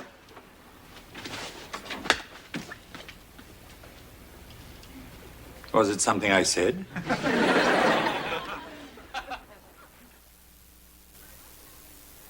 I mean, I'm up here getting dressed, and the next thing I know, Sean is standing there staring at me. I asked him to leave, but he wouldn't. I'm glad I came in when I did. God, I just don't know what to do about this. Well, we could always call the police and have his libido impounded. I mean, I can't tell Heather because she'd be crushed, and I can't tell George because Sean would be crushed. It's really up to you. Do you think I somehow encouraged him? I mean, I laughed at all his silly jokes. I enjoyed his compliments. And I did tell him to make himself at home. Oh, don't be ridiculous, Mrs. Owens. I know. Anyway, judging from the look on Sean's face, I don't think he'll be bothering you again. I'm very glad you were here, Mr. Belvedere. I don't know how to thank you. cupcake would be nice. Hey, Mom, you seen Dad anywhere? No, why? Oh, it's just he hadn't smoked in 3 days. You think he might be getting a little shaky. I lost him. Oh, yeah? I trailed him into the woods, but I think he doubled back to trick me. He must be in the house somewhere. Boy, I wish we had dogs.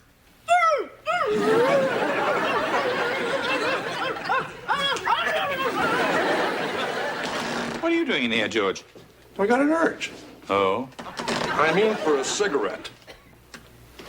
Except those two rotten kids of mine keep watching me like a hawk. Yes, they've been keeping their beady little eyes on me as well. Look, Belvedere, we're both mature, responsible adults. I mean, if I want to have one cigarette, or you want to have one cookie, I think we should both be able to. Are you suggesting a temporary truce, comrade? I won't tell if you won't tell. Freeze! Hey, Mom. Hi, Heather. How was school? Great. Can I borrow your hot pink nail polish? Why, are you going out tonight? No, Sean's coming over here. Oh? We're just gonna study together. That's okay, isn't it? Sure. I just think that you've been seeing an awful lot of him lately. Mom, I've seen him once. Yes, and this'll make twice. Mom, what's the matter? You're acting like you don't like Sean. I didn't say that.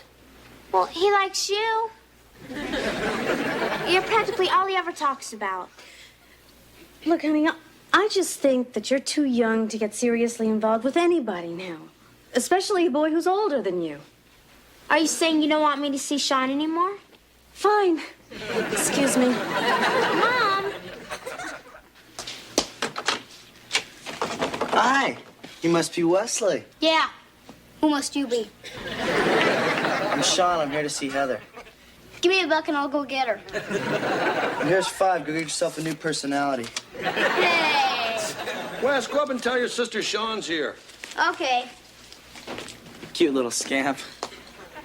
You got a lot of nerve showing up around here again. Whatever you've heard, sir, it is a lie. I'm kidding. Oh. I just meant you've been over here 3 days in a row.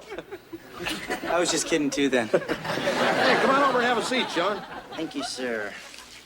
So, I take it you got your eyes set on my little girl. Yeah, well, sure do. Well, I just think I should warn you, I'm kind of an old-fashioned dad when it comes to my daughter. Let me stop you right there, sir. Are we talking about sex? Because if we are, sir, I want to assure you that my intentions with your daughter are strictly honorable. That's good to know. We're home. Hey, honey. Oh. Hello, everybody. Hi, Mrs. Owens. I'm Sean. You remember me? Yeah, I believe so. Hi, Sean. Oh, hi, Heather. I got my books. Sean and I are just gonna study. We're not going out or anything, okay? Yeah, fine. This is our housekeeper, Mr. Belvedere. This is Sean. I believe we met once in passing. Yeah, right. Listen, Heather, I know it's kind of corny, but what the heck? I got you these. Oh, Sean, they're beautiful. Mr. Belvedere, will you put these in some water, please? Certainly.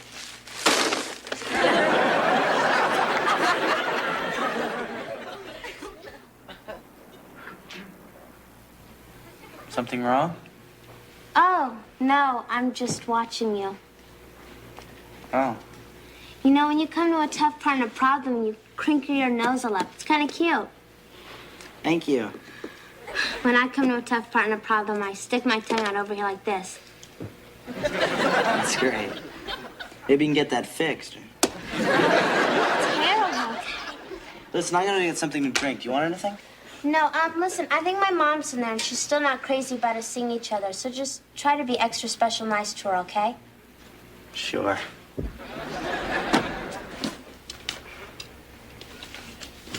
You know, I really wanted to give those to you. Sean? I mean, to try to say that I'm sorry. Oh, really? I don't know what came over me. Maybe I've just seen too many of those movies. You know, with the naive young kid and the beautiful older woman. It takes him and shows him what life's really all about. Well, I guess I haven't seen those movies. Yeah, I noticed that. Anyway, I just want to say that I appreciate you not telling anyone what happened. I mean, if my old man found out, he would have gone through the roof. Of course, I would have gone through it first. All right, look. I know that I come off like some kind of jerk who thinks he knows it all. But maybe that's just because I'm afraid people might find out that I'm really just as scared and confused as any other kid. It's just... Forget it. Sean. I knew you were crazy about me. You get out of here right now. Sean! All right, don't blame your mom. I guess when they hit 35, they just go a little crazy or something.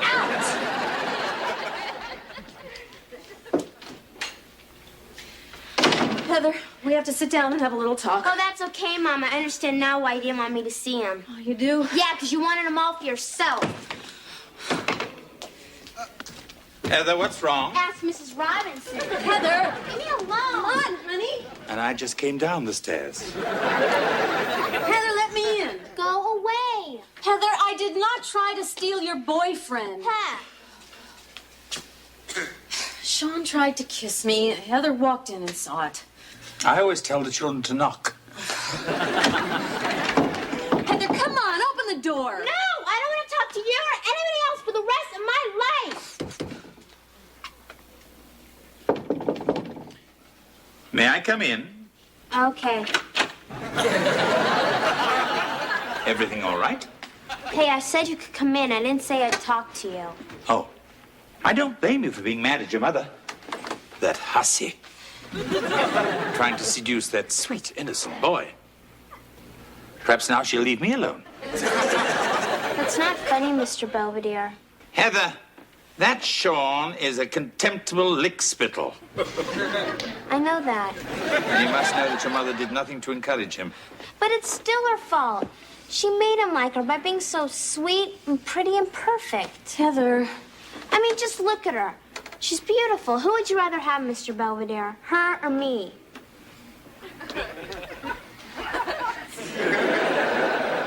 At the moment, I think I'd like a jelly donut. Excuse me. First, I couldn't figure out why Sean would want to see me again. For a second there, I actually thought it was because he liked me. Pretty stupid, huh? Heather. That's probably the only reason I ever get a date. They'll come over here to look at you. Heather, you're blowing this thing way out of proportion just to make yourself feel bad. Am I adopted? No. How come I turned out so blech? Honey, come here.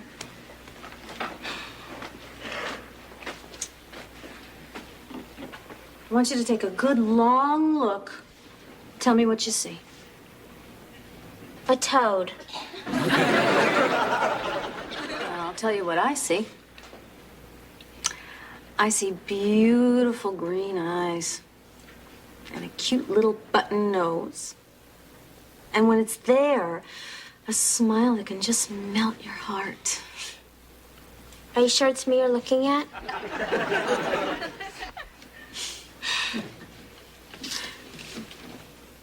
You see? Yeah. Thanks, Mom. And when am I going to stop being such a klutz? I don't know, dear. You get that from your father.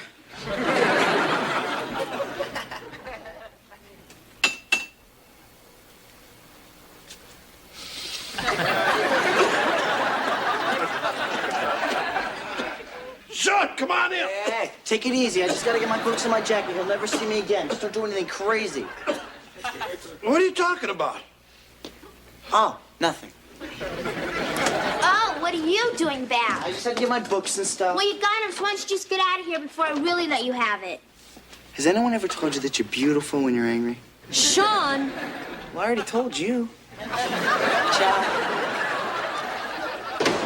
Hey, what was that all about? Oh, nothing. It's just a little problem we had with Sean, but it's nothing we women can't handle. Right, Heather? Right, Mom. You see, Sean only pretended to like me, but He really had a thing for Mom, and I found him trying to kiss her in the kitchen, and I got all upset. But Mom and I had a nice talk, and she told me that I was beautiful and that me being a klutz comes from your side of the family. George, don't get so upset. I'm okay. I think I'll go out back. I need a little fresh air. Good idea, Dad. Remember, George, nice deep breaths.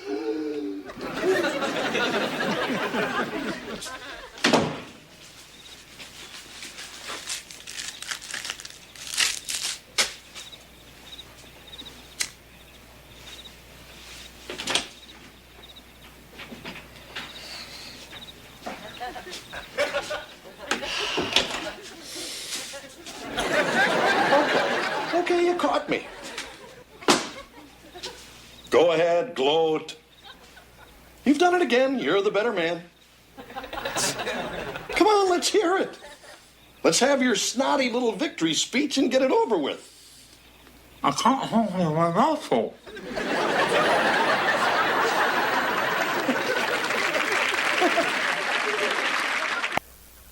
At any rate, Heather's self-confidence seems to be on the rebound. In fact, if the trend continues, she might become as insufferable as Wesley. As for George, it's been 2 weeks since his last cigarette, and I think he's kicked the nasty habit for good. Bravo, George. As for me, I haven't done quite as well, although I have managed to cut down to half a pack a day.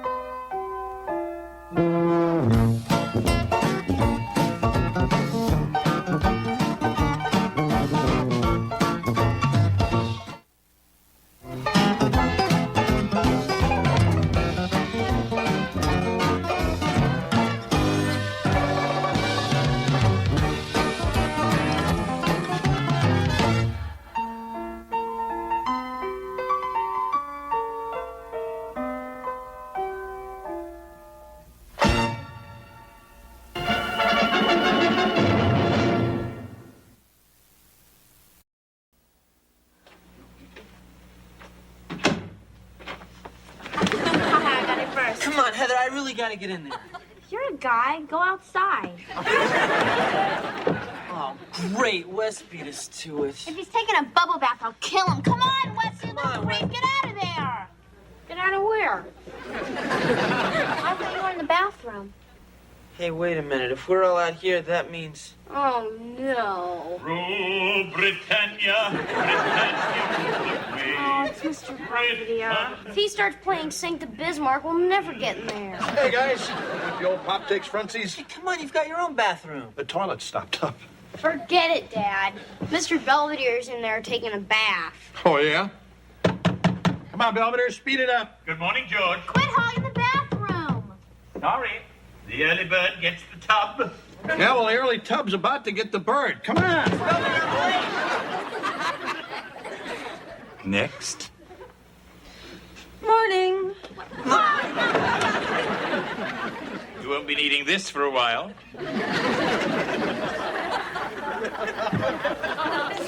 Yeah, no, I understand that you're all backed up, but so's my toilet. Fine. Okay, you just come as soon as you can. I think I'm going to quit law school and become a plumber. What's the matter? Look at this, $45 an hour, plus travel time, plus parts, and he's not even sure he can fix it. Well, what's he going to do, take it into the shop? I think it might be cheaper just to build a new bathroom from scratch. I don't know. Maybe I'll just fix it myself. I trust you have flood insurance. Actually, another bathroom does make sense. I mean, it really gets chaotic in the morning. Yeah, maybe we could stick it where your room used to be.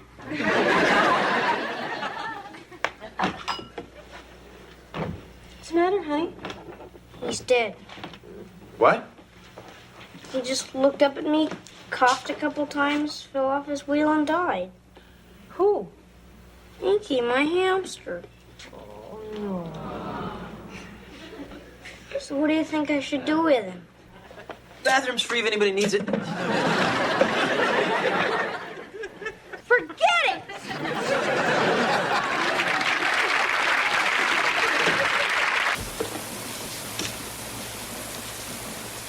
Okay, Wes. It's all yours. Thanks, Dad. Before we lay Inky to rest, I thought it might be nice to remember the good times we had together over his brief 2 years. Lauren Green says that's 90 of our years.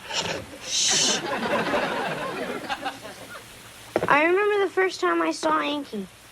Mom and Dad had just had a real big fight about Dad's new secretary.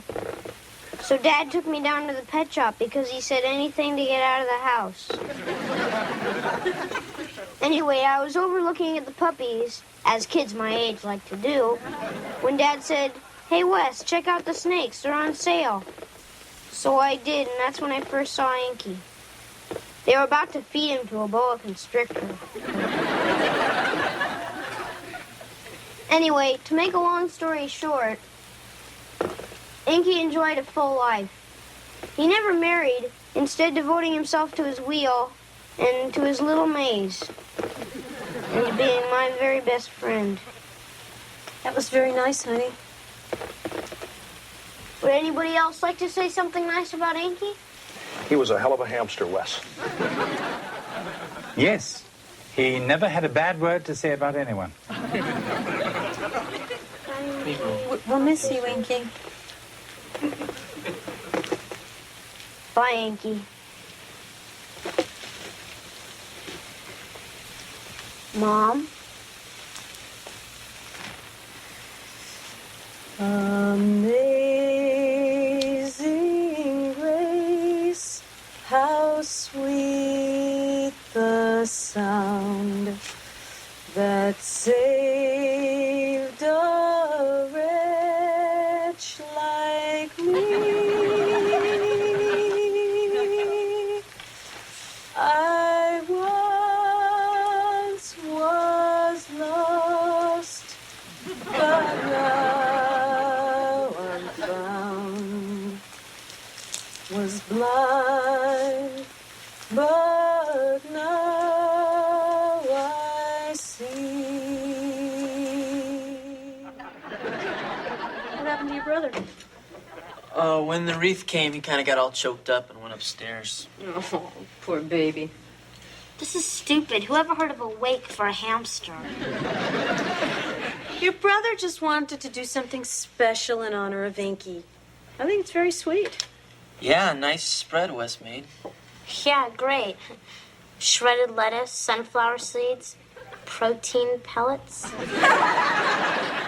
Well, maybe he was expecting some of Inky's relatives.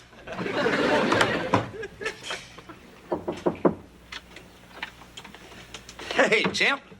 Look what me and Belvedere whipped up. Yes, I made the cocoa and cookies, and your father got in the way. Well, we'll leave it here just in case you change your mind. You know, it's funny. Sometimes I'd be up here drinking hot chocolate, and I'd break off little bits of marshmallow and stick them on the end of my finger, feed them to Inky right here. That's a lovely memory. Mostly he'd just throw it up. But he'd always eat it anyway. I guess he didn't want to hurt my feelings.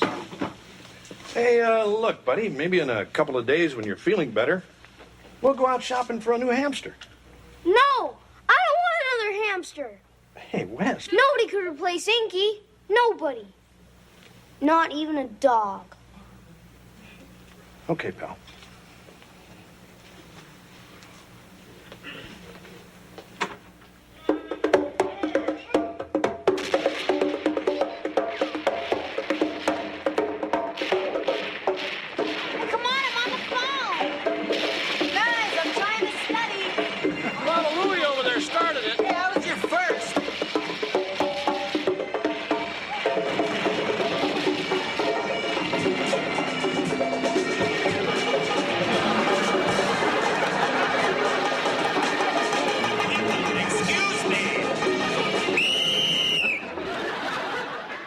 Problem? Or have we all simply gone insane? George, our house is shrinking. Yeah, I've noticed that. And we're already talking about adding another bathroom. Maybe if we added on a little den, it wouldn't seem so cramped around here. I'd like a little den. Hey, buddy. Hey, Wes, guess what? We're gonna get a new bathroom, and we might even get a new den. That's nice. I'm gonna go visit Inky for a while, okay? Sure, honey.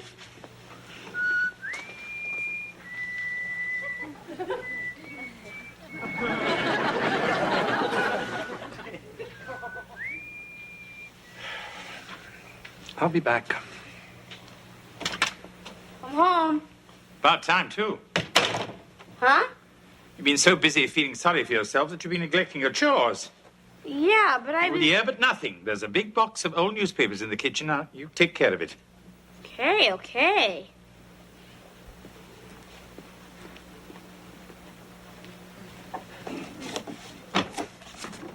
Oh, wow! Surprise!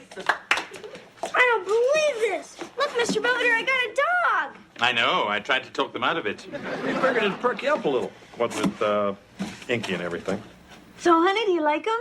Yeah, he's great. What is he? Guy at the pound says he's a cross between a poodle and a St. Bernard. Call him a strudel. I just made that up. Good one, Dad. Anyway, honey, you remember the puppy is your responsibility. I know. Yes, Wesley. And any packages he leaves around the house will be addressed to you. That's okay. Come on, Winston. Let's go upstairs and I'll show you my room.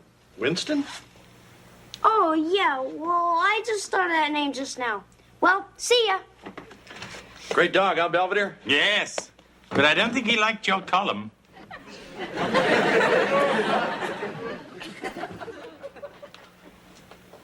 Wesley, where's that little dog of yours? I put him to sleep. Oh, good. No, I mean he went to sleep up in my room. Yes, well, he went something else in my kitchen. I suggest you mop it up before somebody trips and falls. I'll get right on it. Hey, Dad. Uh-huh. Hi, honey. What did they say at the bank? Yeah, they say with the equity we got, we can get a home improvement loan, no problem. Oh, great. Now all we got to do is figure out what we want to improve. We could always start with my room. Why don't I get that?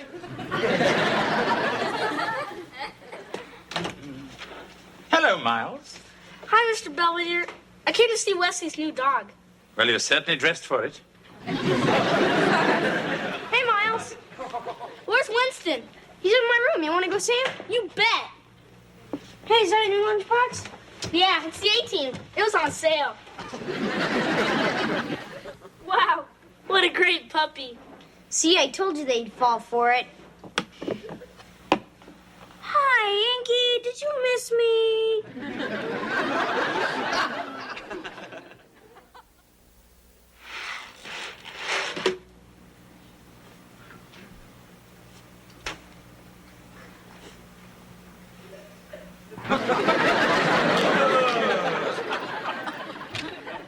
Hey, Wesley, what you doing? Just getting ready to feed Winnie his lunch. Want some? No, thanks. I just had some cat food. So how's Inky doing? Pretty good. Just whenever I try to play with him, he just sits there and looks at me like this. He's probably just upset because you're keeping him in a bird cage and he knows it. I don't know, Wesley. I think he wants to come home. He can't. It's too soon. What am I supposed to tell him? Miles, he's just a hamster. He's still entitled to an explanation. Look, I'll pick him up in a couple of days, okay? I'll just tell everyone you got tired of your hamster. Nobody will know the difference. Then I'll have Inky and a dog. Wesley, I thought you were supposed to look after this little beast. I am. I'm getting his lunch ready. Yes, well, while you were doing that, do you know what he was digging up in the backyard? Not Inky. No. A few of my tulip bulbs. Oh, good, because I wouldn't want his resting place to be disturbed. Bless his little soul. Don't worry, Wesley. Your sacred hamster burial ground is still intact. Anyway, Daddy and I were thinking that the extra bathroom could go up here, and down over here is where we can put the new den. Did you draw these plans yourself, Mom? Uh-huh. I like the little stick people. Yeah, the guy in the shower there looks like Mr. Salty. very hard on these plans. Well, if we're gonna have a den, what's gonna be in it? Oh, I don't know. Stereo, TV, couch. It'll just be a nice place to get away. Get away from who? I mean, if the TV and everything's in the den, that's where everyone's gonna be, right? Yeah, then you can come out here. And do what? How the hell do I know? Here's your coffee. What's the matter? Nothing. Okay. It's just that I've always been told to consider myself part of this family. And yet when modifications are being made to the house that I live in, I'm told Mr. Belvedere will take our coffee in the living room, and my opinions are not even solicited. We're sorry, Mr. Belvedere. Yeah, big guy. What do you think we should do at the house? I don't care. I just want to be asked. I told you, Winnie. You gotta stop digging in the yard, especially where Inky's supposed to be. Hello, Wesley. Bowser. Oh, hey, Mr. Belvedere. From the look of those muddy paws, I'd say someone's been digging in hallowed ground. I gave him a stern talking to, but he won't listen to a word I've said. Yes, well, now you know what it's like. See, we could put an apartment over the garage. You know, a little bathroom, bedroom, kitchen. Hey, Kev, don't you think you're going a little overboard? I think it's a great idea. You do? Yeah. It would be a nice, quiet place where I could study, and sometimes when I come home late from school, I could sleep there. No, Mom, I was kind of thinking about the apartment for me. Hey, Mr. Belvedere says you guys are thinking of changing stuff around here. Sure are, champ. Yeah, Dad's even thinking about putting in a swimming pool. A pool? You mean like in the backyard, in the ground? Yeah. Well, couldn't we put it out front or on the roof or something? Huh? I know what's wrong. He's worried about Inky. Got that right. Hey, don't worry about it, pal. When the time comes, me and Belvedere will dig up Inky's little shoebox and move him someplace nice. Yes. I'd be more than happy to help.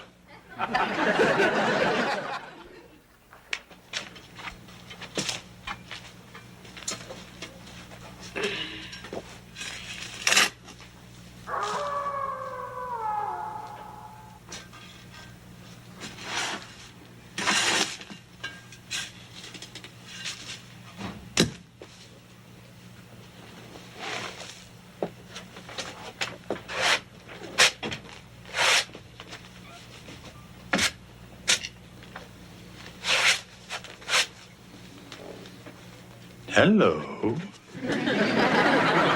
Oh. Hey, Mr. Belvedere. What are you doing out here? Oh, I don't know.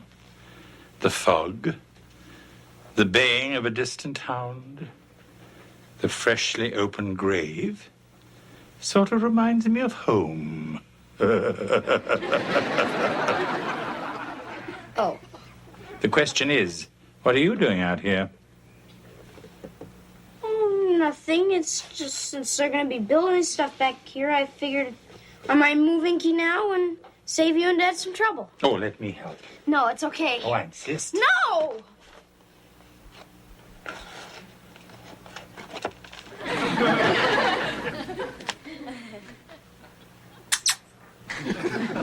Is there something you'd like to tell me, Wesley?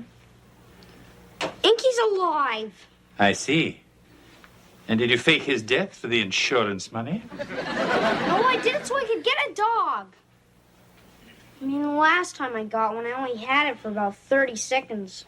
Because you told Dad I cheated on that test. Yes, I remember. That's when you had me deported. Right, so I figured if I was ever going to get a dog, I had to do something real desperate. And that's when I thought of this. You are to be congratulated, Wesley. You have deceived nearly everybody. I hope you're proud of what you've done. So you going to tell Mom and Dad? No. Once through immigration was enough for me. You're really not going to tell? Look, Wesley, I'm your housekeeper, not Jiminy Cricket. If you can live with what you've done, then so can I. Hey, Miles, what are you doing here? He's dead. Huh? Inky? Got up to go to the bathroom, and there he was, just lying in his cage. I kept telling you to come back for him. But after a while, I guess he stopped believing me. Sorry. Yes, I'm sorry too, Wesley.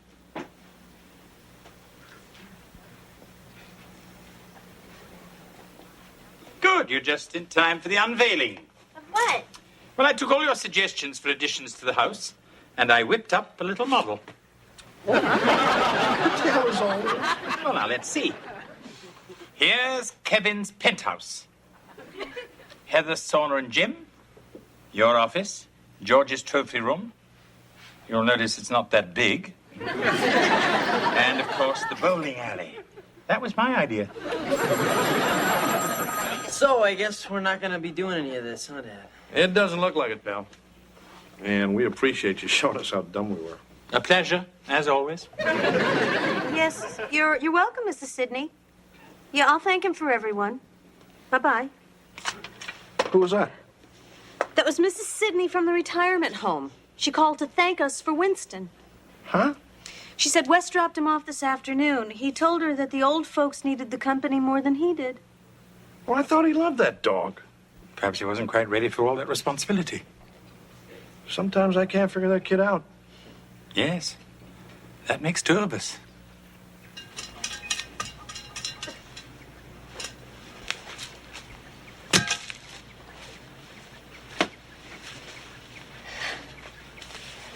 Well, Inky, I guess this time it's for real. Of course, you probably know that.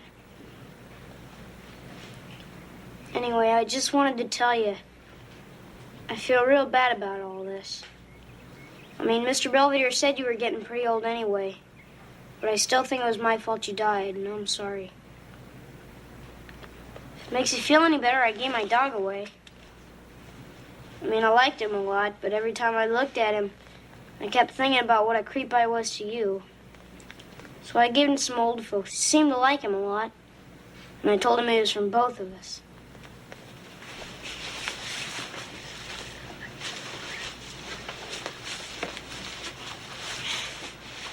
Well, I guess that's about it. We're not getting a pool, so you'll be safe here unless there's an earthquake or a war or something. Everything all right, Wesley?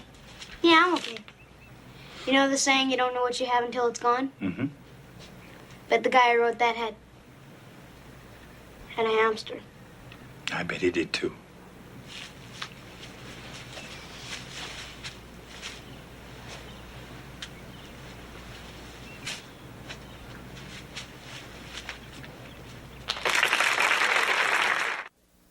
The Owens house is back to normal. Wesley seems to be feeling better about the demise of Inky and is now the proud owner of a new 14-inch iguana. I have a feeling they should get along famously. They can both catch flies with their tongues. As for the bathroom situation, I have devised a system to alleviate the congestion. We go alphabetically. I'm B for Belvedere. They're O for Owens. They can fight it out for themselves.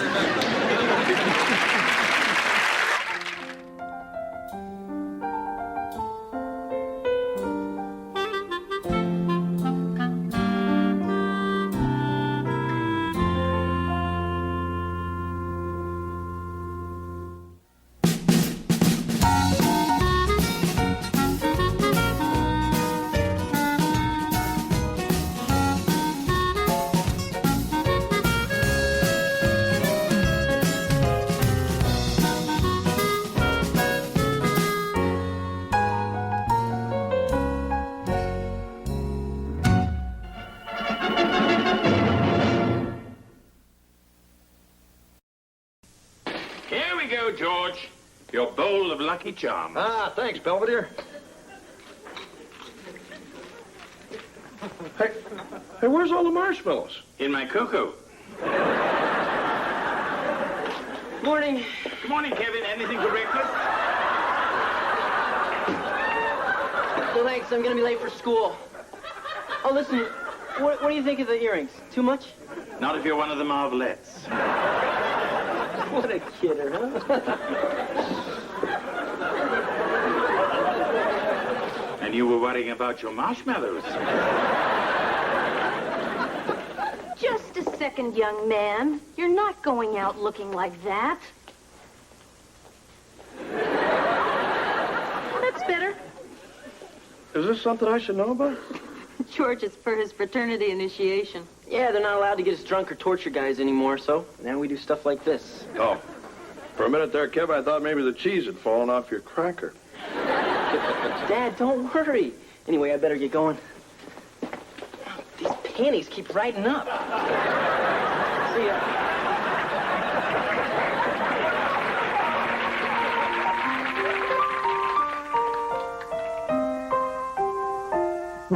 Streaks on the china never mattered before. Who cares when you drop kicked your jacket as you came through the door? No one glared. According to our new rival, life is more than mere survival, and we just might live a good life yet.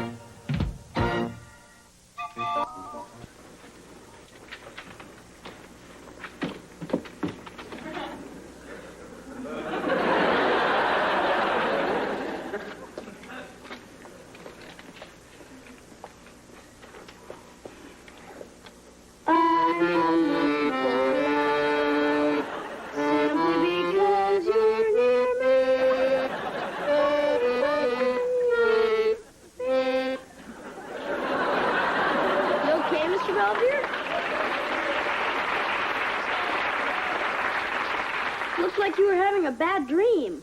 I think I still am. Come on, Mr. Belvedere. This is what I'm going to do for the school talent show. Oh, dear. Well, it's the only talent I've got. Except for my burping. Wesley, there must be something entertaining you could do that doesn't involve a bodily function. Like what? Oh, I don't know. How about some magic tricks? I don't know any. Can you juggle? No. How about flame eating? The Samoan kid's already doing that. Actually, I did get this book on ventriloquism. It looks too hard. Oh, I don't know about that. Wow, that's great. Your lips hardly moved at all. Thank you, Wesley. It's a little trick I picked up while I was dating Sherry Lewis. So you think you could teach me to throw my voice? Certainly, Wesley, as long as the rest of you goes with it.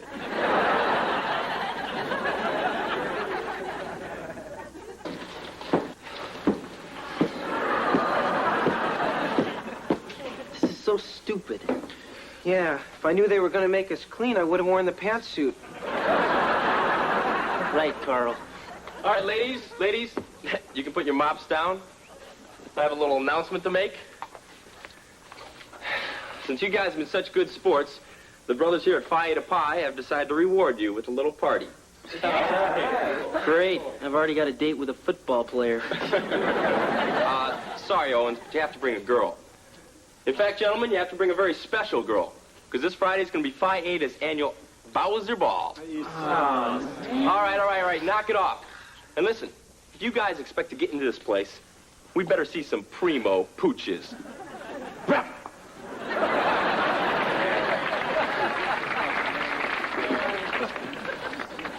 Hey, what's he talking about? I mean, what, are you supposed to bring a dog or something? Yeah, the kind with 2 legs. You see, you go and find the worst-looking girl on campus, and then you bring her to the dance. I think that's how my dad met my mom. Well, I'm not doing that. Well, come on, Kev. Anyway, what are you supposed to do? Go up to some girl and say, "Hi, you're pretty ugly. Want a party?" That's pretty good. Can I use it?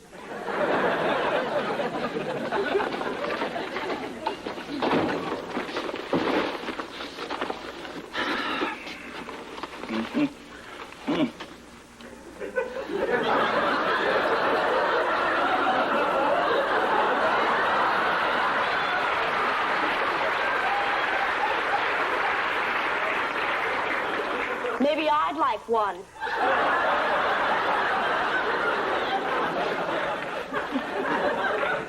Who are you? I I'm Mr. Belvedere.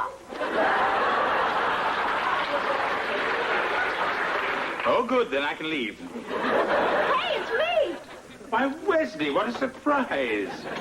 See, you said I should get a dummy that's funny and has lots of personality. And you have more personality than anybody I know. Well, it's really flattering of you, Wesley. But I hope you can capture my considerable wit and charm. Oh, sure. Hey, guys. Who's the dummy? I was just about to ask the same question. Not bad. Oh, hey, Carl. So, did you find one yet? What are you talking about, Carl? You know, a sweat hog, geek, trollette. Hey, look, I already told you I'm not doing that. You want to get in, don't you? Yeah, sure. Well, you better find somebody before all the good ones are taken. Listen, I've been checking out the girls' track team. They've got this Bulgarian shot putter with more hair on her arms than she's got on her whole head. Sounds terrific. Yeah, if only I can get her to like me. Well, good luck. Listen, Kev, you do what you want, but just remember, we didn't exactly set the world on fire in high school, and now we got a chance to get into the best frat on campus, and I'm not gonna blow it. Excuse me, but this is a library. I think I'm in love.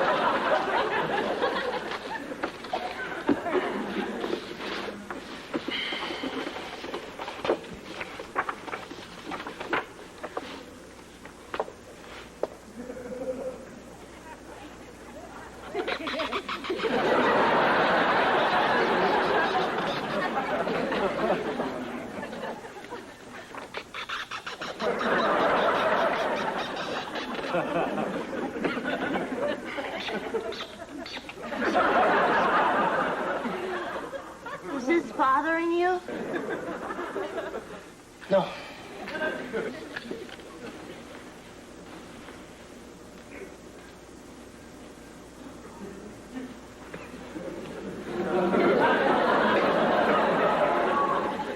Hey, don't we have chemistry together? What? 10 o'clock lab, Edmonds, right? Oh, yeah, right. I guess that's why you were staring at me.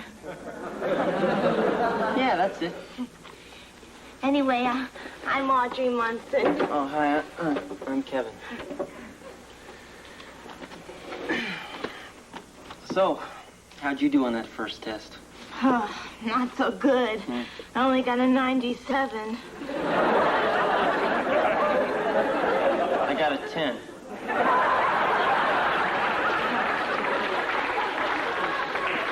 I guess I won't ask to see your notes.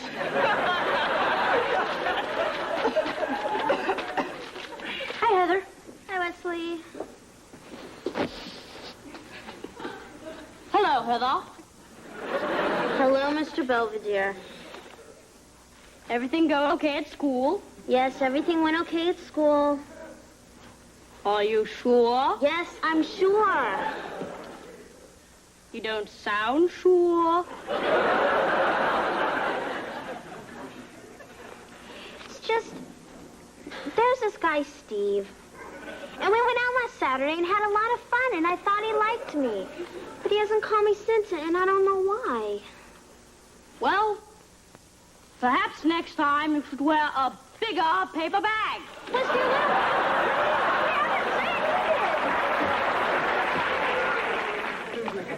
Sorry, I'm late. I got hung up in art class. Did it hurt?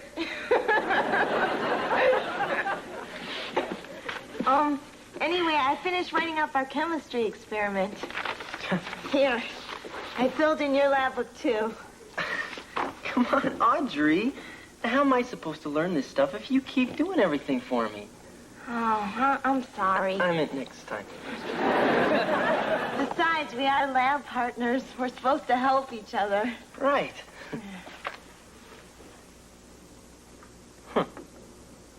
What is it? Oh, nothing. Well, I was just thinking of this girl, Wendy, I knew in high school. She used to give me her notes, too. Was she a girlfriend? Oh, no, nothing like that. I mean, I did take her to the prom, but that's a long story. And I remind you of her? Oh, no. Well, I mean, she was a real nice person, too. Well, let's go. Huh? We're done. Oh, great. Hey, Owens. Haven't seen you around lately. Oh, hi, Dwayne. And who is this charming young lady? Oh, Audrey Munson, Dwayne Bennett. Dwayne's one of the brothers at Phi Eta. Nice to meet you. I suppose we'll be seeing both of you at a little soiree this Friday? Oh, no, I'm not taking her. Oh? Personally, I don't think you could do any better. Listen, Audrey... It's okay. I have to study anyway. Besides, you probably already have a date. No, I don't. Listen, I would have asked you, but it's just a stupid fraternity party. I mean, you know how they are. Fun?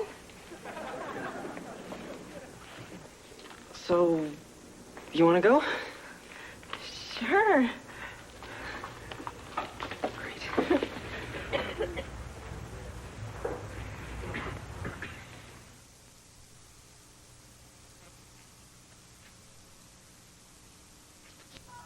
Morning, family. Good morning, Mr. Belvedere. Hi, big guy. Oh, great, it's Foamhead. Well, what's everybody in the mood for? Heather, how about a nice bowl of oatmeal? It'll match your complexion. Just shut up. Knock it off, Wes. You're going to be late for school. Okay. And apologize to your sister. I'm sorry, Heather. I didn't mean to call you an oatmeal face. It's okay. Yes, you're more like a pizza face. Wesley! Morning, family. Oh, knock it off. London Bridge is falling down, falling down, falling down. London Bridge is falling down 'cause I stepped on it.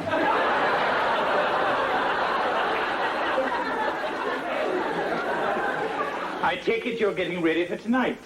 Yeah, and I'm getting real good, too. Pretty soon my lips won't move at all. Yes, and neither will the rest of you.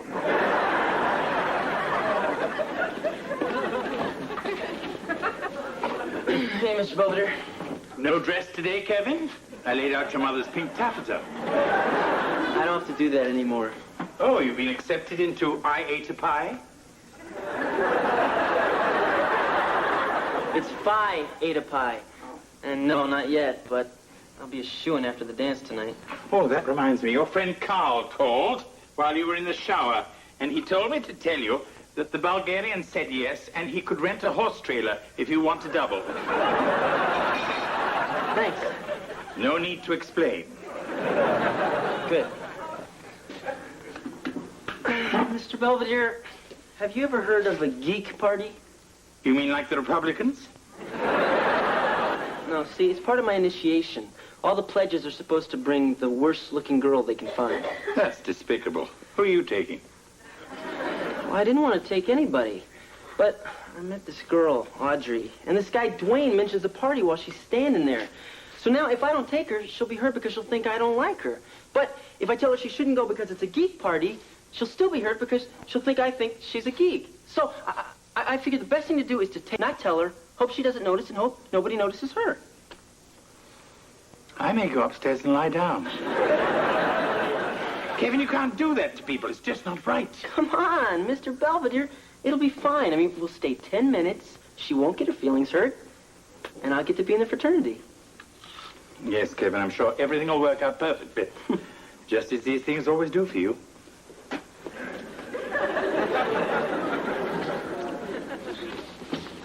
Come on, Heather. You better get ready. We'll miss your brother's talent show. I'm not going. Oh, come on, kitten. It'll be fun. Right, Belvedere? I'm not going either. I'm all ready to go. Is everybody excited? Yeah, honey, we're very excited. Because we know that you are going to entertain us and all the other mommies and daddies in an amusing yet socially responsible way, right? Oh, sure I am, Mom. But I don't know about him.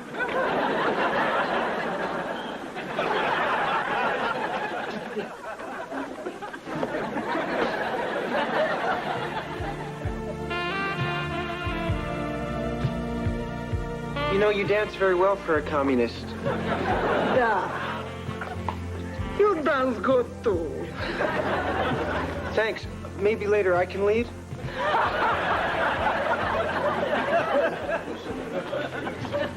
See, I told you it'd be boring. You want to go to the movies? Haven't we just got here? Hello, Owens. Hi, Dwayne. Audrey, right? Glad to see you finally came to a senses. Thank you. Oh, you guys all know Gwen? Hi. Hi. Gwen's majoring in agriculture. But you probably already guessed that, huh? Listen, we're gonna go mingle. Okay, you kids have fun. And remember, the trough's open if you get thirsty. What's with him? I don't know. Hey, how about a dance? Sure.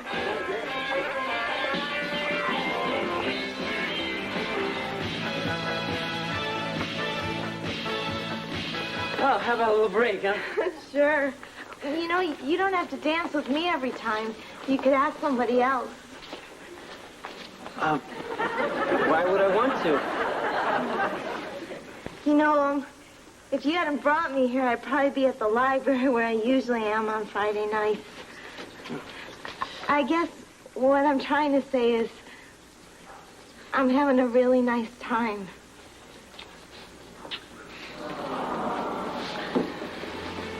So you want some punch or something? Oh, I'll get it.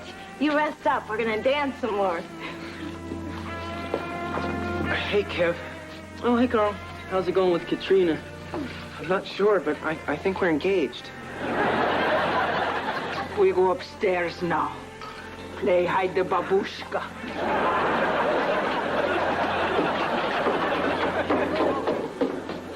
Oh, hi again. Oh, hi. It's a real nice party, huh? Yeah, it's all right. It doesn't touch last year's, though. One of the pledges brought a real pig. Dwayne seems real nice. How long you guys been dating? What? You haven't figured it out yet, have you, kiddo? Figured what out? This is a Bowser ball. You know, a hog party. All the pledges are supposed to bring the biggest losers they can find. It's all a big joke. When I was first asked to one of these, I felt kind of hurt. But then I figured, what the hell? Beat sitting around the dorm all night waiting for pizza to come. Besides, these guys get enough punch in them, a girl might get lucky. So, is that mine? Hi, guys.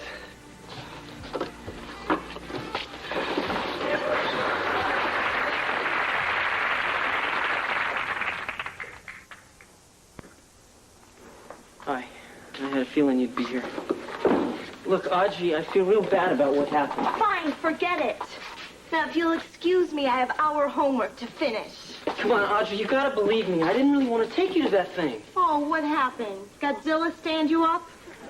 Look, it's just, we were sitting here, and Dwayne came over, he started shooting his mouth off about the party, and you looked hurt because I wasn't taking you. I didn't know what else to do. You know, it's funny. I mean, I'm walking around the party thinking, hey, except for Dwayne, I'm the prettiest one here. Such a jerk. No. No, you're not. Oh, don't worry, I'll get over it. Every dog has his day, right? So I guess I'll have mine. Come on, Audrey, you're not a dog. You think I am? No, I don't. I think you're a really nice person, someone I like being with. Is that why you looked up at me the very first time? No. I looked at you because I thought you might be someone I could take. Well, thanks for being honest. That's not why I kept seeing you. Yeah, that was for my homework. Oh, right.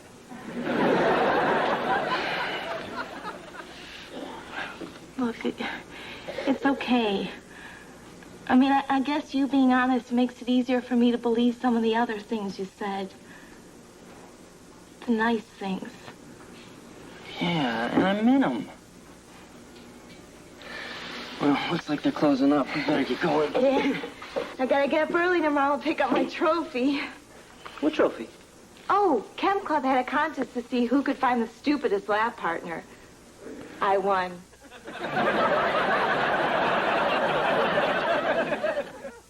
Hey, Mr. Belvedere. Hello, Kevin. How was your evening? Don't worry, it was a total disaster, just like you thought. Oh, I can't take all the credit. I'm sure you did your part, too. Anyway, I decided not to join that stupid fraternity. I figure, why hang around with people who bring out the worst in you? Yes, that's the way I feel about Wesley. What is it with me, Mr. Belvedere? I mean, every time something goes wrong, I always say, okay, whoa, that's it. I'm never going to screw up like that again. But I always do. I know it's frustrating, Kevin. But you do learn from these experiences. And I'm sure someday, when a difficult situation will present itself, you'll do exactly the right thing. You really think so? Well, maybe not in my lifetime.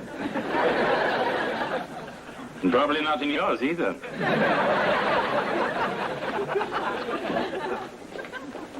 We're back. Well, how was Wesley's little talent show? He started insulting all of us, but everything's okay now. Oh, my, what happened to the rest of me? A certain person didn't like my joke, so they pulled me off stage and tore you limb from limb. George, don't you think that was a bit extreme? She did it. Well, good night.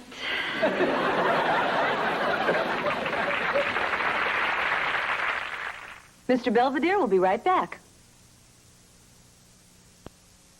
You know what, just flat over there. Dateline, the Owens household. Kevin, never the quitter, is now pledging a new fraternity. At least I hope so. He left the house this morning wearing a tutu and combat boots. As for Wesley, through some Frankensteinian technique, he's managed to put me back together again. And he's now resumed tormenting the household. But not to worry. Next time he gets on my nerves, I've got a little something of my own up my sleeve.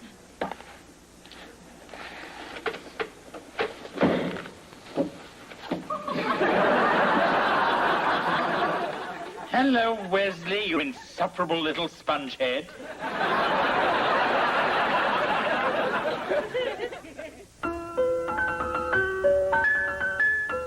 But you were our Petunia pig.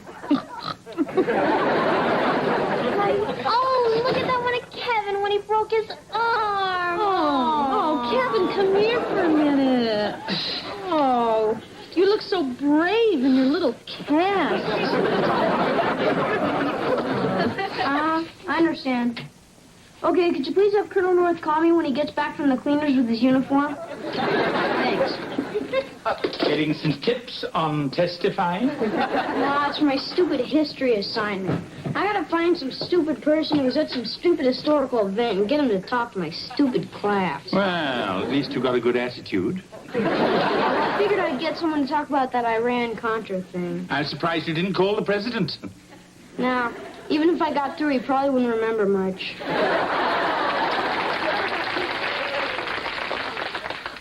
I'm never gonna find anybody who ever saw anything. You know, Wesley, I've been involved in quite a bit of history. Yeah, I remember. You got the first bag of double stuffed Oreos. I mean, besides that, I was at the opening of the UN, at the coronation of Queen Elizabeth. And I was at the city zoo the day someone let the rhino loose and it ran amok downtown Pittsburgh. Nah, can't be something about me. Streaks on the china never mattered before. Who cares when you drop kicked your jacket as you came through the door? No one glared, but sometimes things get turned around and no one spared. According to our new arrival, life is more than mere survival. And and we just might live the good life yet. Mr. Belvedere. Demand 20 minutes, Mrs. Owens, if you'd like to tell Wee Willie Winky. Yeah, real cute, Mom. Oh, I guess the kids do get a little bored looking at these. Oh, it's a very nice picture of George and Heather in the park. Oh, well, actually, that's me, right before we got married. Nice of him to buy you a balloon. You know what I just realized? We don't have one nice picture of the whole family together. At least not since this one that we took for our Christmas cards, but that was 10 years ago. Wes wasn't even talking yet. It must have been the best Christmas ever.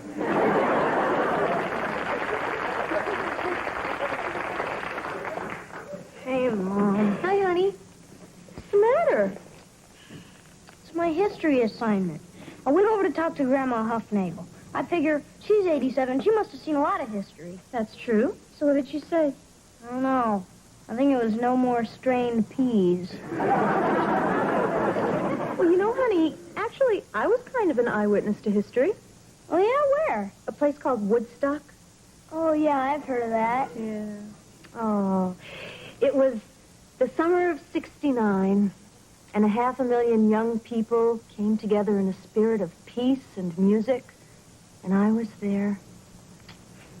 Heather said it was just a bunch of crazy people smoking dope and running around naked. Well, there was that, too.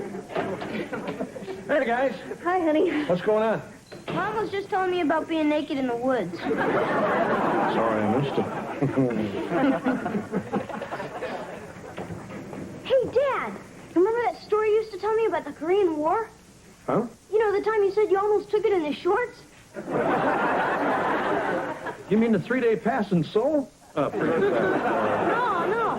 It was that battle on Hill 711 or something.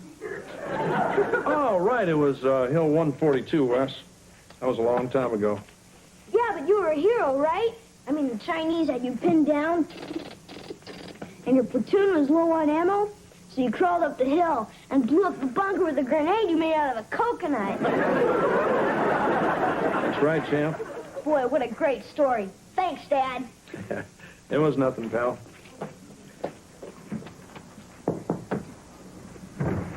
Come on, Mom. Why can't I get it now? Because there's nothing wrong with the one you've got. Mom! Look, you're not going to get another one till you're old enough to pay for it yourself, and that's final. What are we talking about? A new car? A new nose. My next guess. Sophia, I found this article in this magazine. 50 best celebrity noses. Which one would you pick? Thank God. Yes? I was called about shooting the family. What a delightful idea. Mr. Friendly? Phil's family photos. That's me right there. It's not a very good picture. What's going on? Well, I decided that since we don't have a picture of the family, I'd have one done professionally. Well, that sounds splendid. If you'd like, I could show you some samples and maybe give you a few ideas. I remember when I took a picture of Gandhi and his family. He hadn't eaten for 3 weeks, and I made the mistake of saying cheese.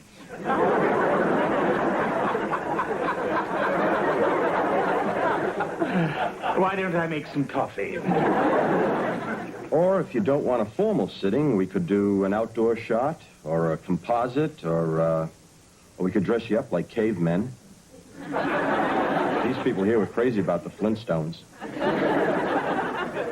Actually, I think just the family on the couch would be nice. Sure. Heather! Oh, guys, come here a minute. Mr. Friendly, I'd like you to meet my sons. This is Kevin and Wesley, and my daughter, Heather. So, what's going on? I'm going to take your picture, little boy. Are you from the police? Oh, sweetheart, he's going to take a picture of all of us. So if you guys want to sit down, I'll get an idea how this is going to look. Hey, shouldn't someone go get Heather a paper bag? Here's the coffee. Oh, thanks. Mr. Belvedere, we are going to take the picture on the couch. We're just trying to figure out where to put everybody. Oh. Yeah, I don't know if we should all sit or stand or what. Yeah, it does look a little lopsided. Is this everyone? Oh, no. Mr. Belvedere. Yes. Would you please sit here and pretend to be George? Oh, certainly.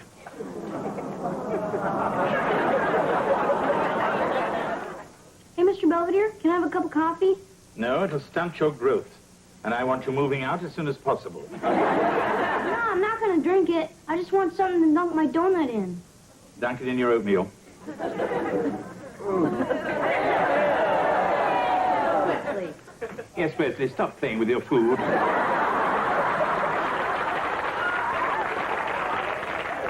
If Mr. Friendly calls about doing the portrait, tell him that Thursday night will be fine. Certainly. Oh, by the way, you know, Thursday's my day off. I may be going out. Oh, well, that's perfect. We won't get in your hair. Hey, guys. See you later. Hey, wait a minute, Dad. You're not doing anything Thursday morning, are you? I don't think so, champ. That's great, then. You can come talk to my class. About what? Being a big TV sportscaster? No, it's my history assignment. You're going to tell everybody about the Korean War and how you took Hill 142. Yeah, right. I gotta go. All right, before we get to our math quiz, I'd like to find out who everyone's bringing for his or her eyewitness to history. Lisa. I'm bringing in my Aunt Frida, who was at Disneyland on opening day in 1955. She was the very first person to throw up on the teacups. That sounds very nice, Lisa. Vance. I'm bringing my father, Vance Sr. In 1984, he engineered the leverage buyout of Consolidated Products. He put 5,600 people out of work. Thank you, Vance. Wesley. Yeah, I'm bringing my father, too, because he was in the Korean War, and he's going to tell all about how he blew up a bunker on Hill 142 and saved his whole platoon. Hey, I met your dad. He couldn't have been in Korea. He's not old enough. What do you mean? He's plenty old. He's almost 50. The Korean War lasted from 1950 to 1953, and that would have made him about 12. Well, it's true. Yeah, well, I bet he lied about his age.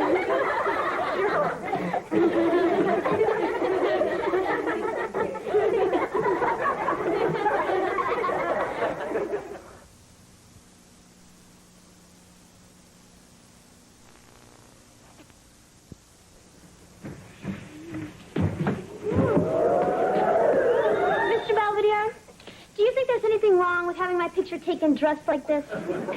Not if you're posing for Gestapo girls. Well, I want to wear this in the family photo, but Mom says I gotta look nice. Well, I'd like to help you. But this picture business doesn't really concern me. Oh, okay.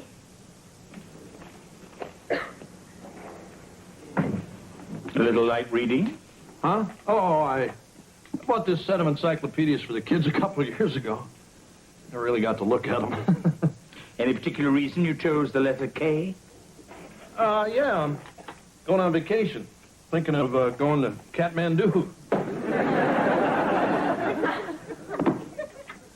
Look, that stuff I told Wes about Korea and me, I may have exaggerated a little. I take it there is no Hill 142. Oh, there's a hill. I just didn't get to it till 1961. Oh, I suppose hostilities had pretty much died down by then. The thing is, I'd be sitting with Wes watching one of those old John Wayne movies, and he'd turn to me and say, "What did you do in the war, Daddy?" I mean, what was I supposed to say? I peel spuds and pull guard duty? So you're going to tell him? I don't know. I figure I can bone up on this stuff. I can bluff my way through. I mean, they're just a bunch of kids. I'm home. Hey, Wes, what happened? Nothing. I think you got in a fight after school. A little action on the playground, huh, champ? Yeah, more than you ever saw in Korea.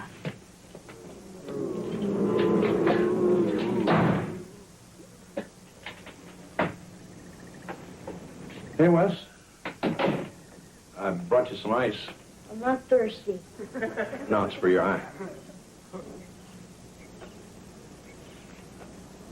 Look, I never meant to lie to you. It's just nothing I ever did was ever all that exciting. So you just made everything up? Yeah, all that bunker stuff. Gregory Peck did that in Pork Chop Hill. What about the coconut grenade? Was that Pork Chop Hill, too? Swiss Family Robinson. Right. So everything else you've ever told me, is that all a big fat lie, too? That depends. How much do you remember? I used to think you were the greatest dad in the world. Now I'm never going to believe another word you say. Hey, Wes, And you don't have to worry about coming to my class. I'll just find someone else.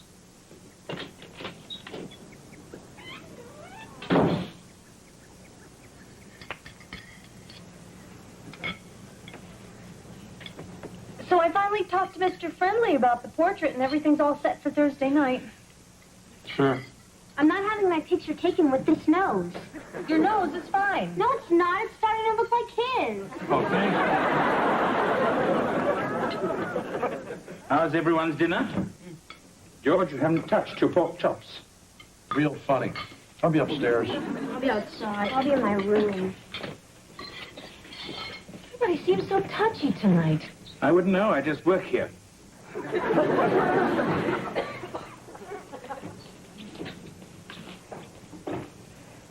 Is there any dessert?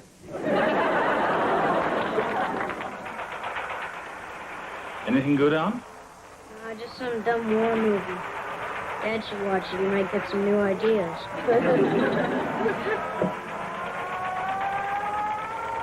Wesley, you know, your father feels very badly about what happened. I'm sure. So anyway, if still okay, I'd like you to come and talk to my class. Certainly, Wesley. I'd be flattered. Thanks. Your stories may be boring, but at least they're true. Sure, Sonia, I'd love to go. Are you kidding? I'm crazy about Latvian folk dancing. Great, tomorrow at 7. I'll be there with bells on. Oh, everybody will? Kevin, I thought you'd given up on women. Oh, yeah, but Sonia's from behind the Iron Curtain, so I figure she'll be more grateful. Besides, she is gorgeous. I hate to burst your Baltic bubble, but I think tomorrow night is the family photo. Oh, no. Mr. Belvedere, you've got to do something to help me. Fine. I'll take her out. I have no plans. Something wrong? No. It's just a little joke. Hey, are you hurt because Mom didn't ask you to be in the family photo? That's ridiculous. And when did you get so perceptive, anyway? Well, look, I'm sure I tell her how you feel. Don't you be the word of this to anyone. Else I'll tell your parents about Monique and why the station wagon had to have new shocks.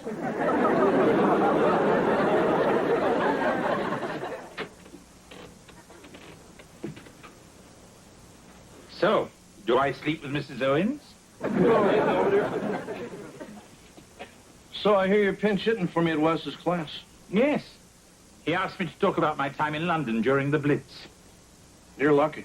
At least you got bombed on. I take it you spoke to him. I tried, but you know how kids get. Upset. The thing is, my old man told me a lot of fish stories. I never got mad at him. Perhaps you're a more convincing liar than he was. So what am I supposed to do? I mean, I got to get my kids' respect back. I don't know. Perhaps you should stop telling him about the man you aren't and start acting like the one you are.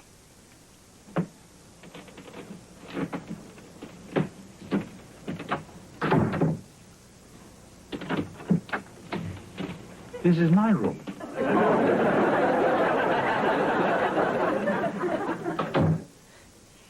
I waited outside for hours and hours, and finally he came out. And as he passed by, I reached out and touched his robe. He stopped, placed his hand on my head, and let me kiss his ring. I'll never forget that moment as long as I live. Thank you very much, Mrs. Myers, for telling us all about the time you met James Brown.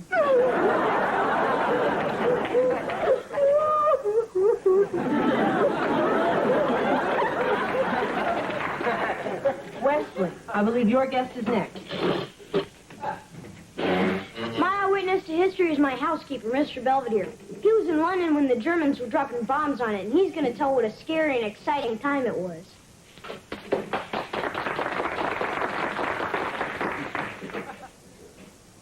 Actually, I don't remember a thing, except it was very loud. What are you doing? Hmm? You're supposed to talk about shooting down planes, putting out fires, stuff like that. I must have been out of town that weekend. Come on, Mr. Belvedere, I'm going to get an F if you don't say something. Very well. George.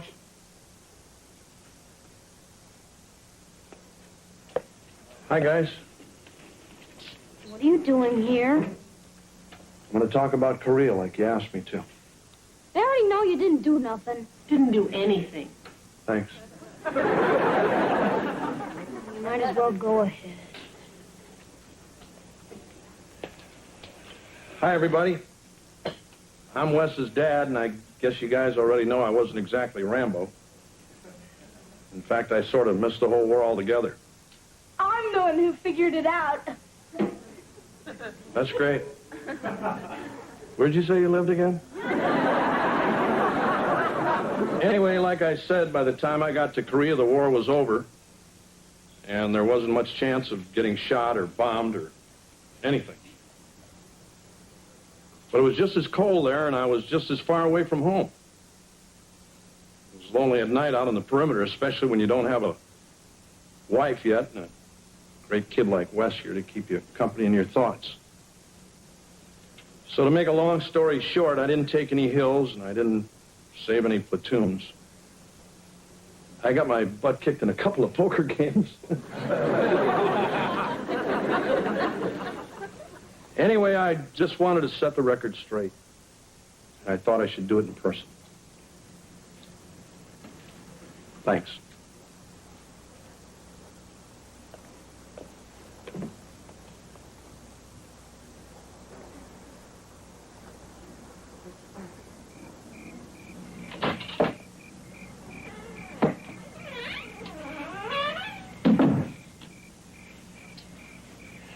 Mom said we're going to be taking a picture pretty soon. Yeah, okay, champ. Hey, you want to toss the ball around for a minute? We'll catch heck from Mom if we get dirty. Yeah, right. You didn't have to come to school today and say all that stuff. I know.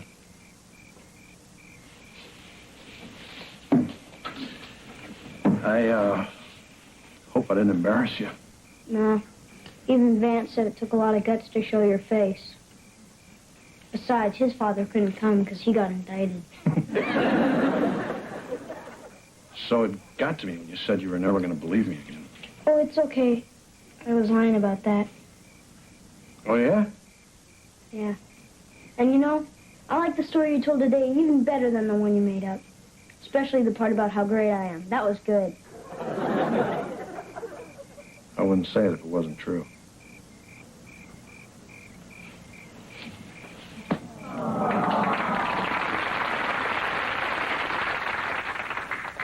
Listen, I've got a date. Couldn't you take my picture now and stick it in later?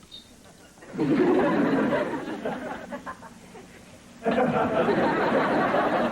can't see why I can't wear my other outfit. I already told you, no leather and no chains. I don't have to wear the mask. You're ready. Oh, okay, everybody on the couch.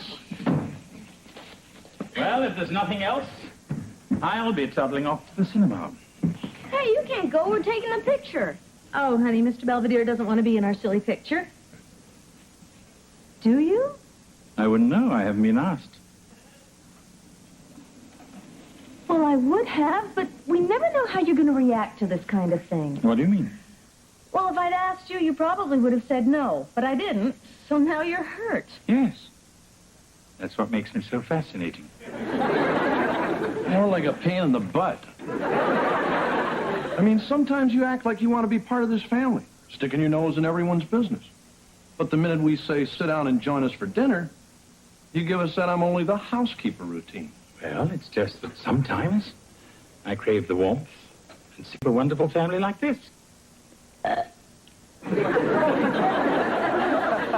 And then Wesley will do something like that, and I'll think it's time to go. Sorry. So which is it? You part of the family or what? Lucky for you, I have my best suit on. All right, everybody, smiles.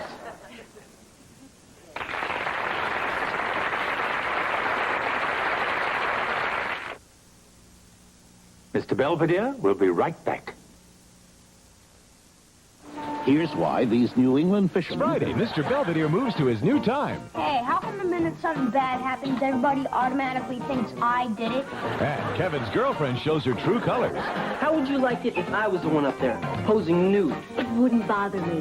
Did I just hear someone volunteer? Next week at 8:30, 7:30 Central, it's Mr. Belvedere. Suffice it to say, it's been an eventful week here with the Owens clan. George has Wesley's respect back. Wesley got his grade back, B-. And the family got their pictures back. And if my ears don't deceive me, I believe Kevin's back from his date. Hello, Kevin. I don't even want to talk about it.